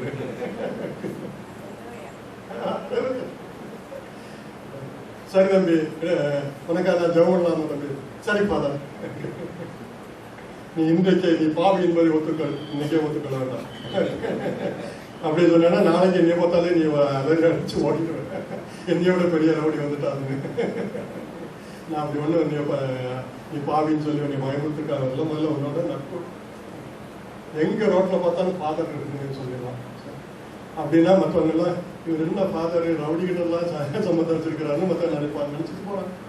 எங்க அப்பா என்னையாக செய்யும்படி செய்திருக்கிற வேலையை நான் செய்யறேன். இவர் என்ன பாவிகளோடு போய் உணவு வருந்துகிறார், ஆயக்காரரோடு போய் சாப்பிடுகிறார். இவருக்கெல்லாம் ஒரு நிலவரம் கிடையாதா? ஒரு ஊழியக்காரன்னா அவர் எப்படி இருக்கணும்னு அவர் அந்தஸ்து கிடையாது. இப்படி அவர் ரவுடி 10 பேர் இருக்கிற இடத்துல இருந்து ஃபாதர் வந்து சொல்லிட்டு போறான், அப்படியே ஊழியக்காரன் வச்சுக்கிறது. அப்படிதான் எங்க இயேசு கிறிஸ்து அப்படித்தான் நடந்தாரு. எங்க அப்பா அப்படித்தான் எங்க சொல்லி என்னை அனுப்பியிருக்கிறார். ஆமென். அதை செய்வோம். அடுத்தது நம்மளுடைய விசுவாசிகள் விசுவாசத்துல பலப்பட ஜெபிக்கணும். நமக்காக யார் ஜெபிப்பா?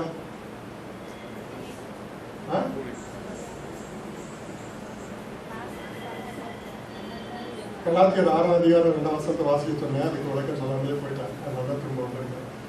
ஒரு பாரத்தை ஒரு சுமத்தல் அப்படின்னா அவங்க பிள்ளைக்கு கல்யாணம் நடத்தி வைக்கிறதா, அவங்க கடனை தீர்த்து வைக்கிறதா, அவங்க 4 கார் வாங்கியிருப்பாங்க, அதில் 2 காருக்கு கடனை நீங்கள் அதில் 2 காருக்கு டீசல் நீங்கள் போடுங்க. அது அப்படி பாரத்தை சுமக்க முடியும்.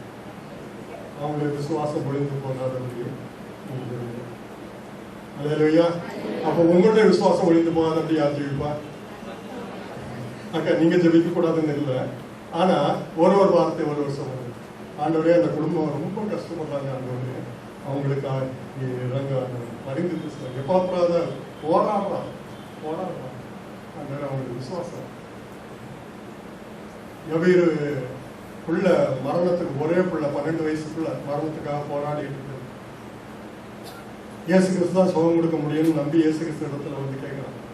ஆண்டவரே என் பிள்ளை மரிப்பதற்கு முன்பதாக என் வீட்டுக்கு வந்து அது சுகம் கொடுக்கணும்.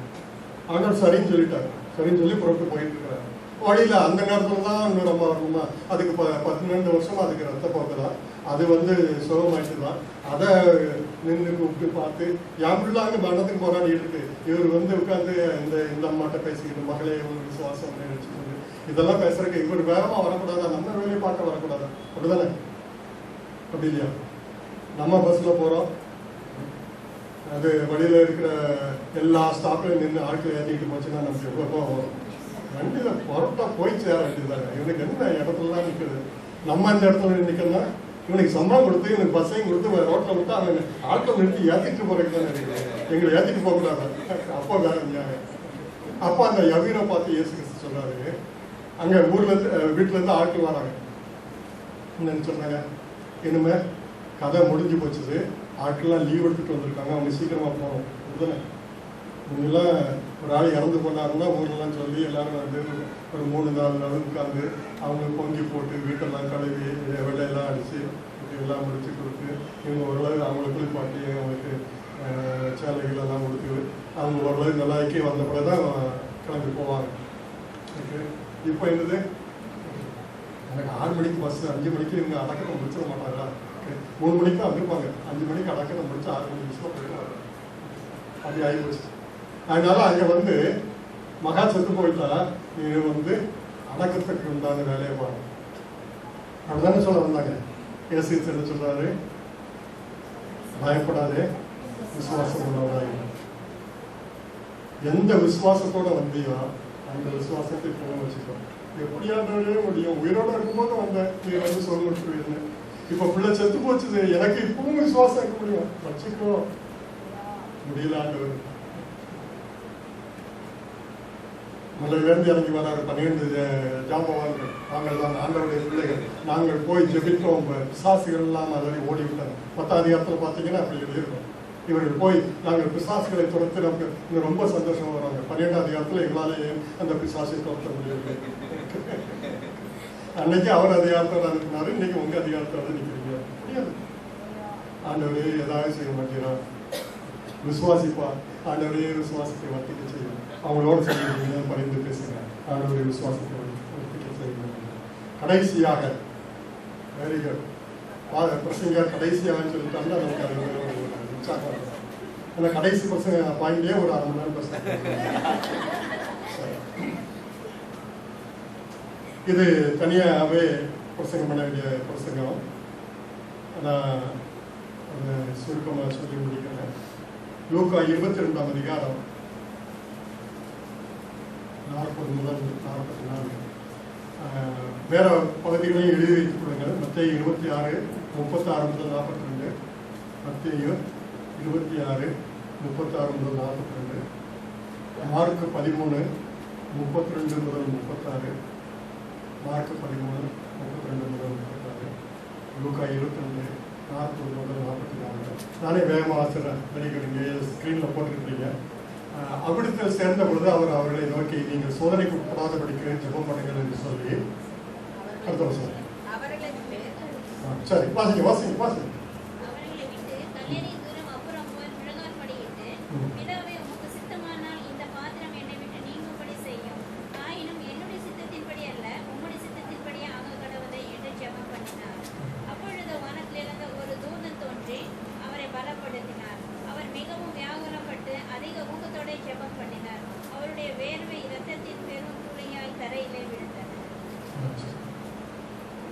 அது மற்ற பகுதிகளையும் நம்ம வாசித்தோம்னா இது என்ன ஜபம்?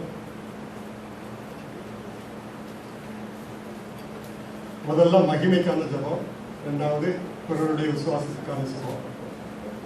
இப்போ தனக்கான ஜபம், தேவனுக்காக ஜபம் பண்ணிட்டு, இதுதான் ஆழமான அனுபவம். தேவனுக்காக ஜபித்துட்டு சக விசுவாசிகளுக்காக ஜபித்து விட்டு இப்போ எதுக்காக ஜபிக்கிறார்?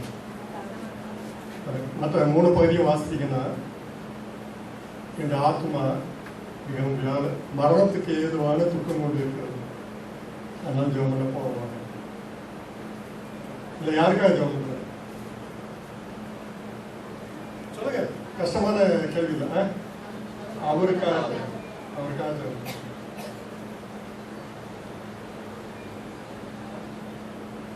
போய் இதை மனுஷர் ஞானத்தினால உணர முடியாது.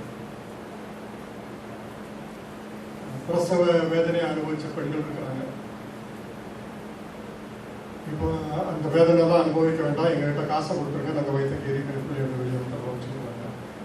சரி, வேற சரீரத்தில் வேதனை உண்டாக்குகிற வியாதிகளும் இருக்குது. அந்தந்த வேதனையை அனுபவிச்சவங்களுக்கு தான் அது தெரியும். அதுதானே சும்மா இடத்துல உங்களுக்கு சுகர் உண்டா கேட்பாங்க, சுகர் இல்லையா என்று ஒரு ஆச்சரியமான கேள்வியாக இருக்கும். இல்லை, ஓ ரொம்ப சந்தோஷம், அப்படி ஒரு கிருபை வேணுங்க நான் சொல்லுவாங்க. நான் மனசில் நினச்சிக்கிறேன், உங்கள்கிட்ட இருக்க சுகர் ப்ராப்ளத்தை என்கிட்ட கொடுத்துட்டு என்கிட்ட இருக்கிற ப்ராப்ளத்தை நீங்கள் வாங்கிக்கிட்டீங்களா? அப்படி சொல்ல முடியாது. அப்படியே ஒவ்வொருத்தருக்கும் கிருபைகள் இருக்கும். நமக்கு வெளிப்படையான கிருபைகள் தான் தெரியும்.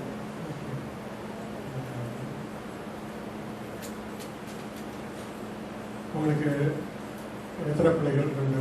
ஒரு பொம்பளை பிள்ளை, ஒரு ஆம்பளை பிள்ளை. ஓ வயசுதான் பெரிய பிளஸிங் ஆச்சு. என்ன 2 பொம்பளை பிள்ளை இருந்தால் பிளஸிங் குறையா?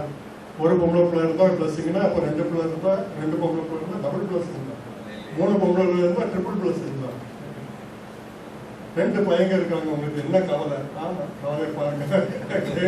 இப்படி வளரும் போது கவலை, 2 மருமகா வந்த பிறகு கவலை.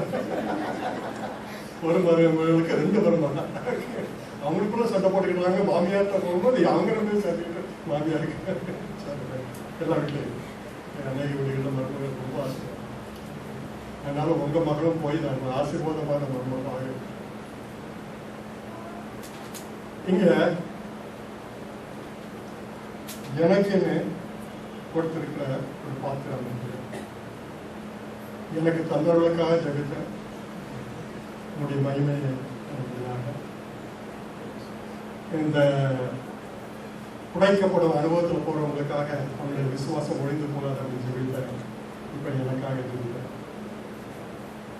என்ன ஜெபம்?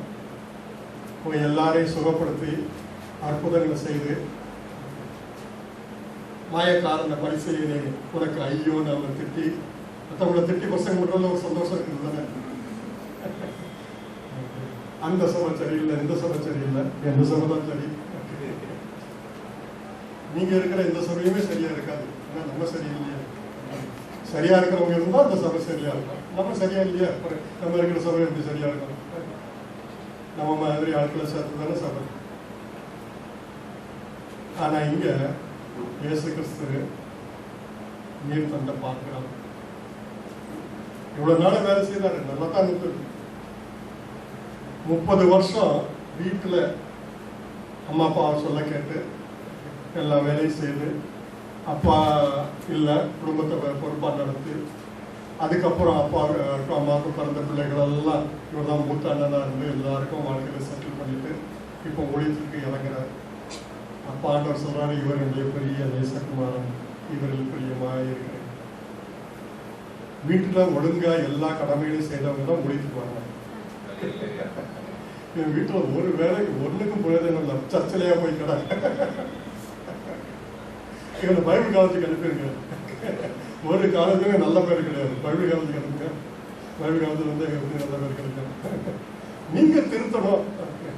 6 வருஷத்துல எப்படி திருத்திடுவாங்க? நீங்க 20 வருஷமா திருத்த முடியாது. சரி, ஆண்டோட கிருபையினால கொஞ்சம் திருத்தி கொஞ்சம் நல்லா. ஆனா இப்பொழுது அப்படி இவனுடைய நேசகுமாரன் சொல்றாரு.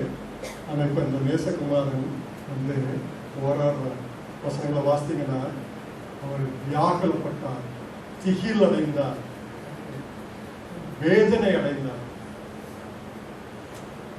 இப்போ நேசகுமாரன் சொன்ன அப்பா கொண்டு வந்து ஒரு பாத்திரத்தை கொடுத்து இதை குடிக்கிறார். அந்த பாத்திரத்துல என்ன இருக்குன்னு இவருக்கு தெரியும். என்ன இருந்தது? இயேசு கிறிஸ்து குடிக்க சொல்லி அவங்க அப்பா அவர்கிட்ட கொடுத்த பாத்திரத்துல என்ன இருந்தது? நீங்க சொன்னீங்கன்னா அதோட நான் பசங்க முடிச்சிடுறேன். சொல்லுங்க. கசப்பு இருக்குங்களா? சரி. என்ன இருந்தது? வேதனை இருந்ததா? பாடுகள் இருந்ததா? சரி. வேற பாடுகளை பார்த்து, வேதனைகளை பார்த்து, கசப்பை பார்த்து அதை ரொம்ப கவலைப்பட்டு திகில் அடைஞ்சு ரொம்ப வியாகுலப்பட்டு இருந்தாருன்னு பாவம். கசப்பெல்லாம் சிலர் அருமையாக பிடிச்சிடுறாங்க. மருந்து சொல்லுங்க, என்ன இருந்தது? நீங்க சொன்னதெல்லாம் கரெக்ட் தான். இன்னும் நான் எதிர்பார்க்கிறேன் கரெக்டா.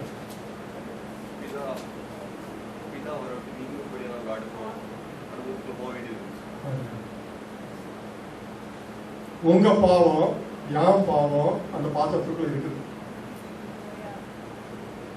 ஆதாம் செய்த பாவத்தில் இருந்து நீங்களும் நானும் செய்த பாவம் சொன்ன பிறகு இதுக்கு தப்பான உபதேசம் செஞ்சுருவாங்க.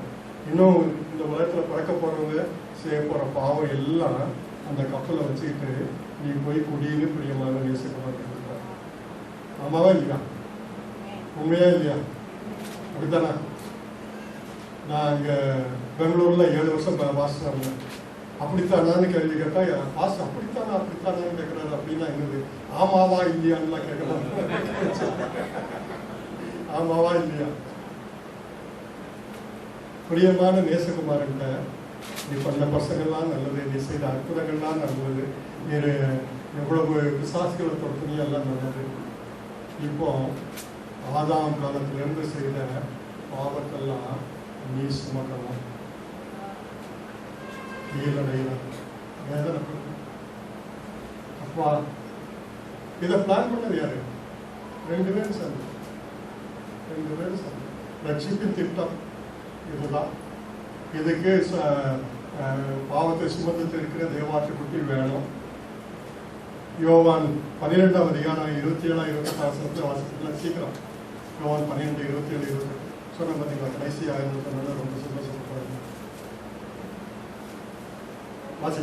இப்பொழுது என் ஆத்துமா கலங்குகிறது. நான் என்ன சொல்லுவேன்? பிதாவே, இந்த வேலையிலிருந்து என்னை ரட்சியும் என்று சொல்வேனோ? ஆகிலும் இதற்காகவே இந்த வேலைக்கு வந்தேன். பிதாவே, உமது நாமத்தை மகிமைப்படுத்தும் என்றார். அப்பொழுது மகிமைப்படுத்தினேன், இன்னமும் மகிமைப்படுத்துவேன் என்கிற சத்தம் வானத்திலிருந்து உண்டாயிற்று. 32, 33 வாசிக்கிறீங்களா? நான் பூமியிலிருந்து உயர்த்தப்பட்டிருக்கும் போது எல்லாரையும் என்னிடத்தில் எடுத்துக் கொள்ளுவேன் என்றார். நாம் இந்த விதமான மரணமாய் மரிக்கப் போகிறோம் என்பதை குறிக்கும்படி இப்படி சொன்னார். இதுல என்ன சொல்லி இருக்குது? இதுக்கு தான் நான் இந்த உலகத்துக்கு வந்தேன். சும்மா தண்ணீரை ரசமாக்குறதுக்கு, எல்லாருக்கும் அப்பத்தை கொடுக்கறதுக்கு, அதுவும் செய்தான். நான் வந்தது எதுக்கு? பாவ பரிகாரமாக நான் மறிக்கும்படி வந்தேன். நான் உயர்த்தப்பட்டிருப்பேன். எப்படி? சிலுவையில் தான் மறிப்பேன்னு அவருக்கு தெரியும். அவர் எருசலேமுக்கு வந்துட்டு இருக்கிறாரு. அங்க ஏறோடு உங்களை கொலை செய்திருவான், நீர் கொஞ்சம் கவனமா இருந்துக்கணும். இயேசு கிறிஸ்து சொல்றாரு, அந்த நரிட்ட போய் சொல்லுங்க, நான் ராஜாவா இருக்கலாம், நான் யாரு? நரி. ஆனா கற்பாறையாக கிறிஸ்துவ போதனை, எவன் இந்த கல்லில் போகிறானோ அவன் சிதறி போவான். இது எவன் மேல விழுமோ அவன் நசுங்கி போவான். நீ மேலே விழுந்தாலும் உனக்கு சேதம், அவர் இருந்து உன் மேலே விழுந்தாலும் சேதம். அதனால கொஞ்சம் கவனமாக இருந்துக்கும். நீ யார்கிட்டயா விளையாடுறன்னு விளையாடாத. ரோம சக்கரவர்த்திகள்லாம் விளையாடி பார்த்தாங்க, அதுக்கு அவங்களாலே முடியல. இதுக்காக தான் நான் வந்தேன். நான் உயர்த்தப்படுவேன். ஆனால் அந்த உயர்த்தப்படுறது மூலமாக தான் எல்லாரையும் இடத்துல எடுத்துக்கொள்வேன். அதாவது இவங்களையும் எடுத்துக்கொள்வாங்க, இவங்களையும் புத்தி இல்லாமல் அலைகிறாங்க, இவங்களையும் எடுத்துக்கொள்வாங்க. ஆனால் இயேசு கிறிஸ்து அது நல்லா தெரிஞ்சுதான் வந்திருக்கிறார். ஆனால் அதை குடிக்க வேண்டிய நேரம் வரும்போது இவங்களுக்காக அற்புதத்தை செய்யும், இவங்களுக்கு சாப்பாடு கூட எல்லாம் செய்யறாரு அவரு. இவங்க பாவத்தை உன் மேல சொல்லப்பாங்க சரின்னு சொல்லிதான் இந்த உலகத்துக்கு வந்தேன். ஆனால் இப்போ பயமா இருக்கு. அந்த வேதனை நான் அனுபவிச்சு ஆக்க வேண்டுமான்னு எனக்கு கேள்வியா இருக்கு. ஆண்டவரே, முடியுமா இதாக செய்யணும். இதனால ஜபமா இது ஜபத்தின் முடிவு அல்ல. என்ன சொல்றாரு?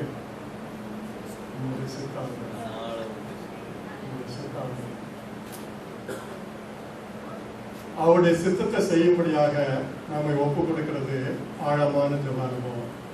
3 அனுபவங்களை சொல்லுங்க.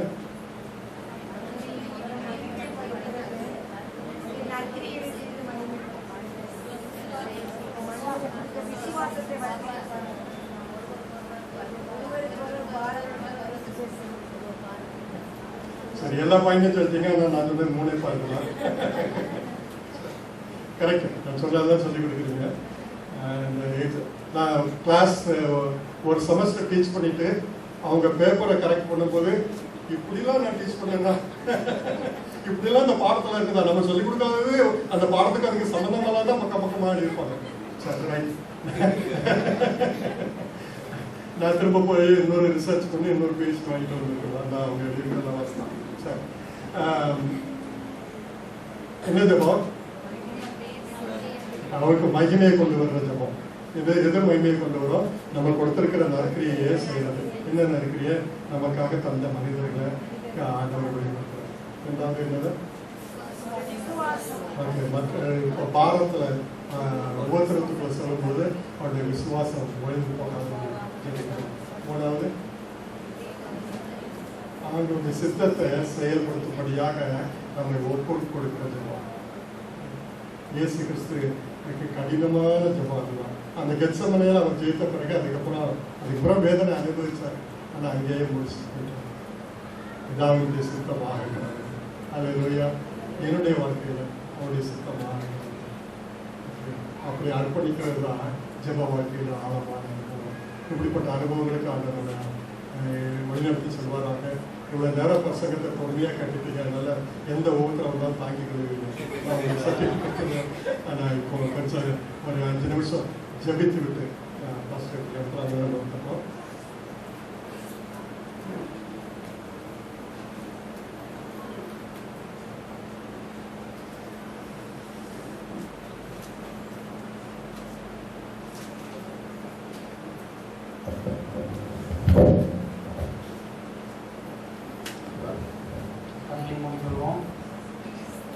கேட்ட வார்த்தைக்கு நம்ம செவி கொடுப்போம்.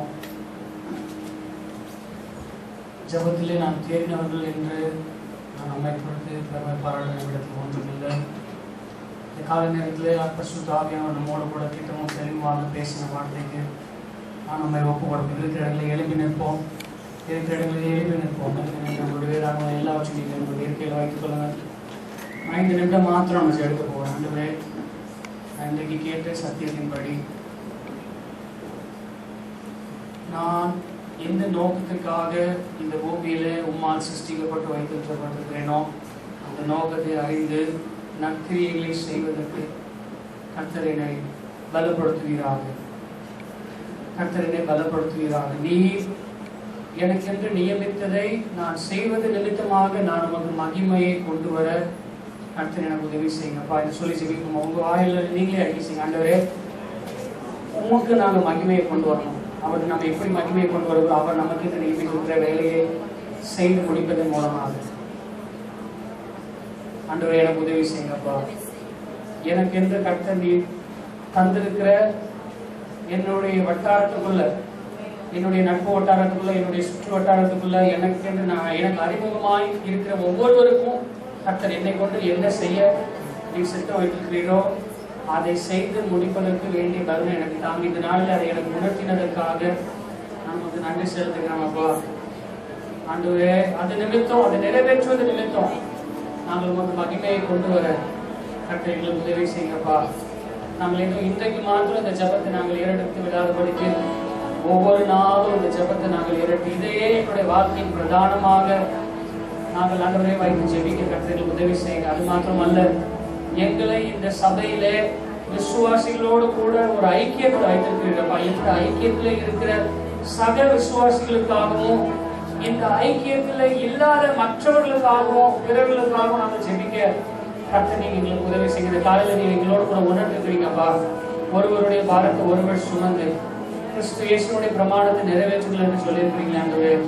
நாங்கள் எங்களோடு கூட இருக்கிற இந்த பிரயாணத்துல, இந்த பயணத்துல எங்களோடு கூட உடன் பயணிக்கிற மற்றவர்களுக்காகவும் அவர்களுடைய விசுவாசத்துல ஏதாவது ஆண்டவரே பாடுகள் பிரச்சனைகள் வரும்பொழுது, பாரங்கள் வரும்பொழுது அவர்களுடைய விசுவாசம் ஒழித்து போகாதபடிக்கு நாங்கள் அவர்களுக்காகவும் பாரப்பட்டு நாங்கள் செடிக்க கர்த்தர் எங்களை பாரப்படுத்துங்கப்பா. எங்களுக்கு திரும்ப தாங்கப்பா. அது மாத்திரம் அல்ல ஆண்டவரே, எல்லாவற்றையும் பார்க்கலாம். நாங்கள் எங்களுக்காக ஜெபிப்பதை பார்க்கலாம், மற்றவர்களுக்காக ஜெபிப்பதை பார்க்கலாம். எங்களுடைய வாழ்க்கைக்கு என்று கர்த்தர் முன்னறிந்து வைத்திருக்கிற அந்த பரம திட்டம், அந்த தெய்வ சித்தம் நிறைவேறுவதற்கு நாங்கள் எங்களை முழுமையாக அர்ப்பணிக்க கர்த்தர் எங்களுக்கு உதவி செய்வோம். இப்படி இயேசுவானவர் தன்னுடைய மரணத்தின் விழுதிலும் கூட, அந்த வழி வேதனைகள் மத்தியிலும் கூட, இது என்னுடைய சித்தத்தின்படி அல்ல, உங்களுடைய சித்தம் என்னுடைய பூரணமாகட்டும் என்று ஜெபித்தாரோ அதே போல நாங்கள் ஆண்டவரே இந்த காலை நேரத்துல சபையாக நாங்கள் எங்களை அர்ப்பணிக்கிறோம். 21 நாட்கள் உபவாச ஜபத்தின் முடிவு நாட்களில் கர்த்தர் நீர் எங்களோடு கூட திட்டமும் தெளிவுமாய் பேசின வார்த்தைக்காக நன்றி. இது இந்த 21வது நாளோடு கூட நின்று விடாத படிக்கும் ஆண்டவரை தொடர்ந்து எங்களுடைய ஒவ்வொரு நாட்களிலும் இது ஒரு ரியாலிட்டி ஆண்டவரே, ஒரு உண்மையான காரியமா எங்களுடைய வாழ்க்கையில நடைபெற கர்த்தர் உதவி செய்யுங்கப்பா, உதவி செய்யுங்கப்பா, உதவி செய்யுங்கப்பா. இது நிமித்தம் நாங்கள் உமக்கு மகிமையை கொண்டு வர நீர் எங்களுக்கு என்று நிறைவேற்ற தந்திருக்கிற இந்த ஊழியத்தை நாங்கள் நிறைவேற்ற, இந்த வேலையை, இந்த கடமையை, இந்த பொறுப்பை நாங்கள் நிறைவேற்ற கர்த்தர் எங்களுக்கு உதவி செய்வீராக, உதவி செய்வீராக, உதவி செய்வீராக ராஜா. ஹல்லேலூயா, ஹல்லேலூயா, ஹல்லேலூயா, ஹல்லேலூயா, ஹல்லேலூயா. அப்பா மகிமைக்கு ராஜா. ஹல்லேலூயா, ஹல்லேலூயா.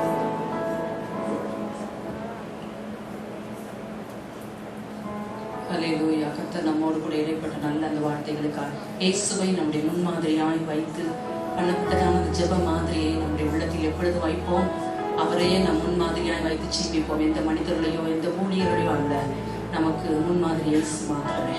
பின்பற்ற அந்த 3 வகையான ஜெபங்களையும் நம்முடைய வாழ்க்கையில் பின்பற்றி அவருடைய வருகைக்கு நம்ம சந்திப்பு ஆயத்தமாகும். அப்படி மிகவும் ஒரு நாள் தரிசிக்க போகிறோம். உலகத்து பாடுகள் எல்லாம் ஒரு நாள் மாறிய போகிறது. அதை நினைத்து ஆண்டவரை நாங்கள் எப்பொழுதும் அடிச்சுக்கொடு பின்பற்ற உமக்காய் வாழ கர்த்தருடைய ஆவியானவர் எங்களோடு திட்டமும் தெளிவுமாய் பேசி நல்ல வார்த்தைகளுக்காய் மக்கள் நன்றி. எல்லாரும் கர்த்தரை நன்றி ஏசப்பா, உங்களுக்கு நன்றி நன்றி நன்றி நன்றி ராஜா. அப்பா உங்க நாமத்தை மகிமைப்படுத்த மற்றவர்களுக்காய் நாங்கள் பதிந்து பேச எங்களுக்காகவே உங்க சமூகம் கிடைக்க கர்த்தர் எங்களுக்கு இந்த கிருபைகள் கழுதலுக்காய் உங்களுக்கு நன்றி ஏசப்பா, நன்றி ஏசப்பா. அது மாத்திரம் இல்ல, அருமையான பாஸ்டர் குடும்பத்தை கர்த்தர் ஆசீர்வதிக்கும்படியா, நாளை தினத்திலும் கர்த்தர் அவர்களை இன்னும் வல்லமையா எடுத்து பயன்படுத்தும்படியா நாம் எல்லாரும் ஆண்டவரை நோக்கி ஊழியர்களுக்காக ஜெபிப்போமா. ஸ்தோத்திர கர்த்தாவே, ஸ்தோத்திரம் ஆண்டவரே. அன்பின் பரலோக பிதாவே, இதோ அந்த மதிய வேளையிலும் கர்த்தரை எங்கள் மத்தியில் கொண்டு வந்த நல்ல அருமையான பாஸ்டர் குடும்பத்திற்காய் ஸ்தோத்திரம் ஸ்தோத்திரம் ஸ்தோத்திரம் ஸ்தோத்திரம். அப்பா உடைய ஊழியக்கார மகனை கொண்டு கர்த்தரை எங்களோட பேசின வார்த்தைகளுக்காய் உனக்கு ஸ்தோத்திரம். கர்த்தர் அவர்களுடைய குடும்பத்தையும் பிள்ளைகளின் பிள்ளைகளை கர்த்தர் ஆசீர்வதித்து கனப்படுத்தி உயர்த்தி பாதுகாத்து இன்னும் அநேக லட்சங்களுக்கு எடுத்து பயன்படுத்த நாங்கள் கெஞ்சுகிறோம். அவங்களுக்கு நல்ல சுகத்தையும் பாதுகாப்பையும் பலத்தையும் ஒத்தாசை கர்த்தர் பரத்திருந்து கட்டளையிட்டு ஆசீர்வதி ஆசீர்வதிக்க நாங்கள் கெஞ்சுகிறோம். தொடர்ந்து ஆண்டவரே நாளை தினத்து ஆராதனையிலும் கர்த்தருடைய ஆவியானவர் இன்னும் நீர் எங்களோடு கூட பேச எங்களுடைய இதய கதவை நாங்கள் மக்கள் யாராய் திறந்து கொடுக்கிறோம். எல்லாரும் கேட்போம் ஆண்டவரே, நாளைக்கு உயிர்த்தெழுந்த நாளை ஆண்டவரே நாங்கள் கொண்டாடுகிற அந்த நேரத்திலும் பரிசுத்த ஆவியானவர் எங்களோடு என்ன காரியங்களை இன்னும் நீர் உணர்த்த சித்தம் வைத்திருக்கிறீர்களோ, எங்கள் பிள்ளைகளோடு என்ன காரியங்களை வெளிப்படுத்த சித்தம் வைத்திருக்கிறீங்களோ அப்பா, ஊழியரை கர்த்தர் மறைத்து நீர் வெளிப்பட நாங்கள் கெஞ்சுகிறோம். கர்த்தர் எங்களோடு நீர் பேசும். ஒரு நிமிஷம் எல்லாரும் நாளைக்கு ஈஸ்டர் சர்வீஸ்க்காக ஆண்டவர் நோக்கி ஜெபம் பண்ணலாம். நாளைக்கு அதிகாலை 6 to 8 மணி வரைக்கும் நடக்கக்கூடிய இந்த பரிசுத்த ஆராதனை கர்த்தர் ஆசீர்வதிக்கும்படியா, தொடக்கம் முதல் முடிவு வரை பரிசுத்த ஆண்டவருடைய வல்லமையுள்ள கிரியை நம்ம மத்தியில் நடக்கும்படியா, ஆராதனை வேளைகள் தேவ செய்தி எல்லா பகுதிகளிலும் கர்த்தருடைய விசேஷித்த அபிஷேகம் விசேஷித்த அற்புத அடையாளங்கள் நம்ம மத்தியில் நடக்கும்படியா எல்லா கரங்களை உயர்த்தி ஆண்டவரே நாளைக்கு ஆராதனைகள் முழு பொறுப்பை நாம் கரத்தில் ஒப்பு கொடுத்து நாங்கள் ஜெபிக்கிறோம். தொடக்கம் முதல் முடிவு வரை பரிசுத்த ஆவியானுடைய ஆளுகை எங்கள் மத்தியில் வல்லமையா இறங்க நாங்கள் கெஞ்சுகிறோம். ஆண்டவரே ஸ்தோத்திரம். அது மாத்திரம் இல்ல, நம்ம எல்லா விசுவாச பிள்ளைகளையும் கர்த்தர் கொண்டு வரும்படியா கொஞ்ச நேரம் அப்படி ஸ்தோத்திரம் பண்ணி ஜெபம் பண்ணுவோம். எல்லா பிள்ளைகளையும் கர்த்தரை கூட்டி சேர்க்க நாங்கள் ஜெபிக்கிறோம். ஒரு தடை இல்லாதபடி இந்த நாளிலே எல்லாரும் கர்த்தரை ஆயத்தப்படுத்தி கொண்டு வருவீராக. இது அப்படியே கிரீச்சை போவதற்காக ஆண்டவரே உமக்கு நன்றி. எல்லாரும் கர்த்தர் நன்றியோடு ஸ்தோத்திரம் பண்ணுவோம். நாளை இதற்கு ஆராதனை முழு பொறுப்பை நீரே எடுத்துக்கொள்வதற்காக இப்படி நாம மாத்திரம் மகிமைப்பட போவதற்காக ஏசப்பா உமக்கு நன்றி நன்றி நன்றி நன்றி ராஜா. அன்பின் பரலோக பிதாவே, இதோ இந்த இறுதி வேளை நம்முடைய கரத்தில் கொடுக்கிறோம். அந்த அருமையான பிள்ளைகளோடு பேசியிருப்பதற்காக ஸ்தோத்திரம், தொட்டிருப்பதற்காக ஸ்தோத்திரம். இந்த 21 நாள் ஜபங்களின் பதில்களை வரக்கூடிய நாட்கள் அனுபவிக்க போவதற்காக ஸ்தோத்திரம். புது புது ஆத்மாக்களை சபைக்குள்ளாய் கொண்டு வருவதற்காக ஸ்தோத்திரம். எல்லா காரியங்களும் இப்படிய காரணங்களை ஒப்பு கொடுத்து நாங்கள் ஜெபிக்கிறோம். தொடர்ந்து கர்த்தர் எங்களை வழி நடத்தும் ஆசீர்வதியும் பெரிய காரியங்களை செய்யும். இயேசுவின் நாமத்தில் பிதாவே, ஆமென் ஆமென். என் ஆத்துமாவே கர்த்தரை ஸ்தோத்திரி, என்னுடைய உடமையுடைய பரிசுத்த நாமத்தை ஸ்தோத்திரி. என் ஆத்துமாவே கர்த்தரை ஸ்தோத்திரி, கர்த்தர் செய்த சகல உபகாரங்களை மறவாதே. ஆமென். நம்முடைய கர்த்தராகிய இயேசு கிறிஸ்துவின் கிருபையும் பிதாவாகிய தேவனுடைய அன்பும் பரிசுத்த ஆவியுடைய ஐக்கியமும் நாம் கேட்ட வசனங்களின்படி நம்முடைய வாழ்க்கையை மாற்றி அமைத்து அவருடைய நாமத்தை மகிமைப்படுத்துவதாக. ஆமென். God bless you.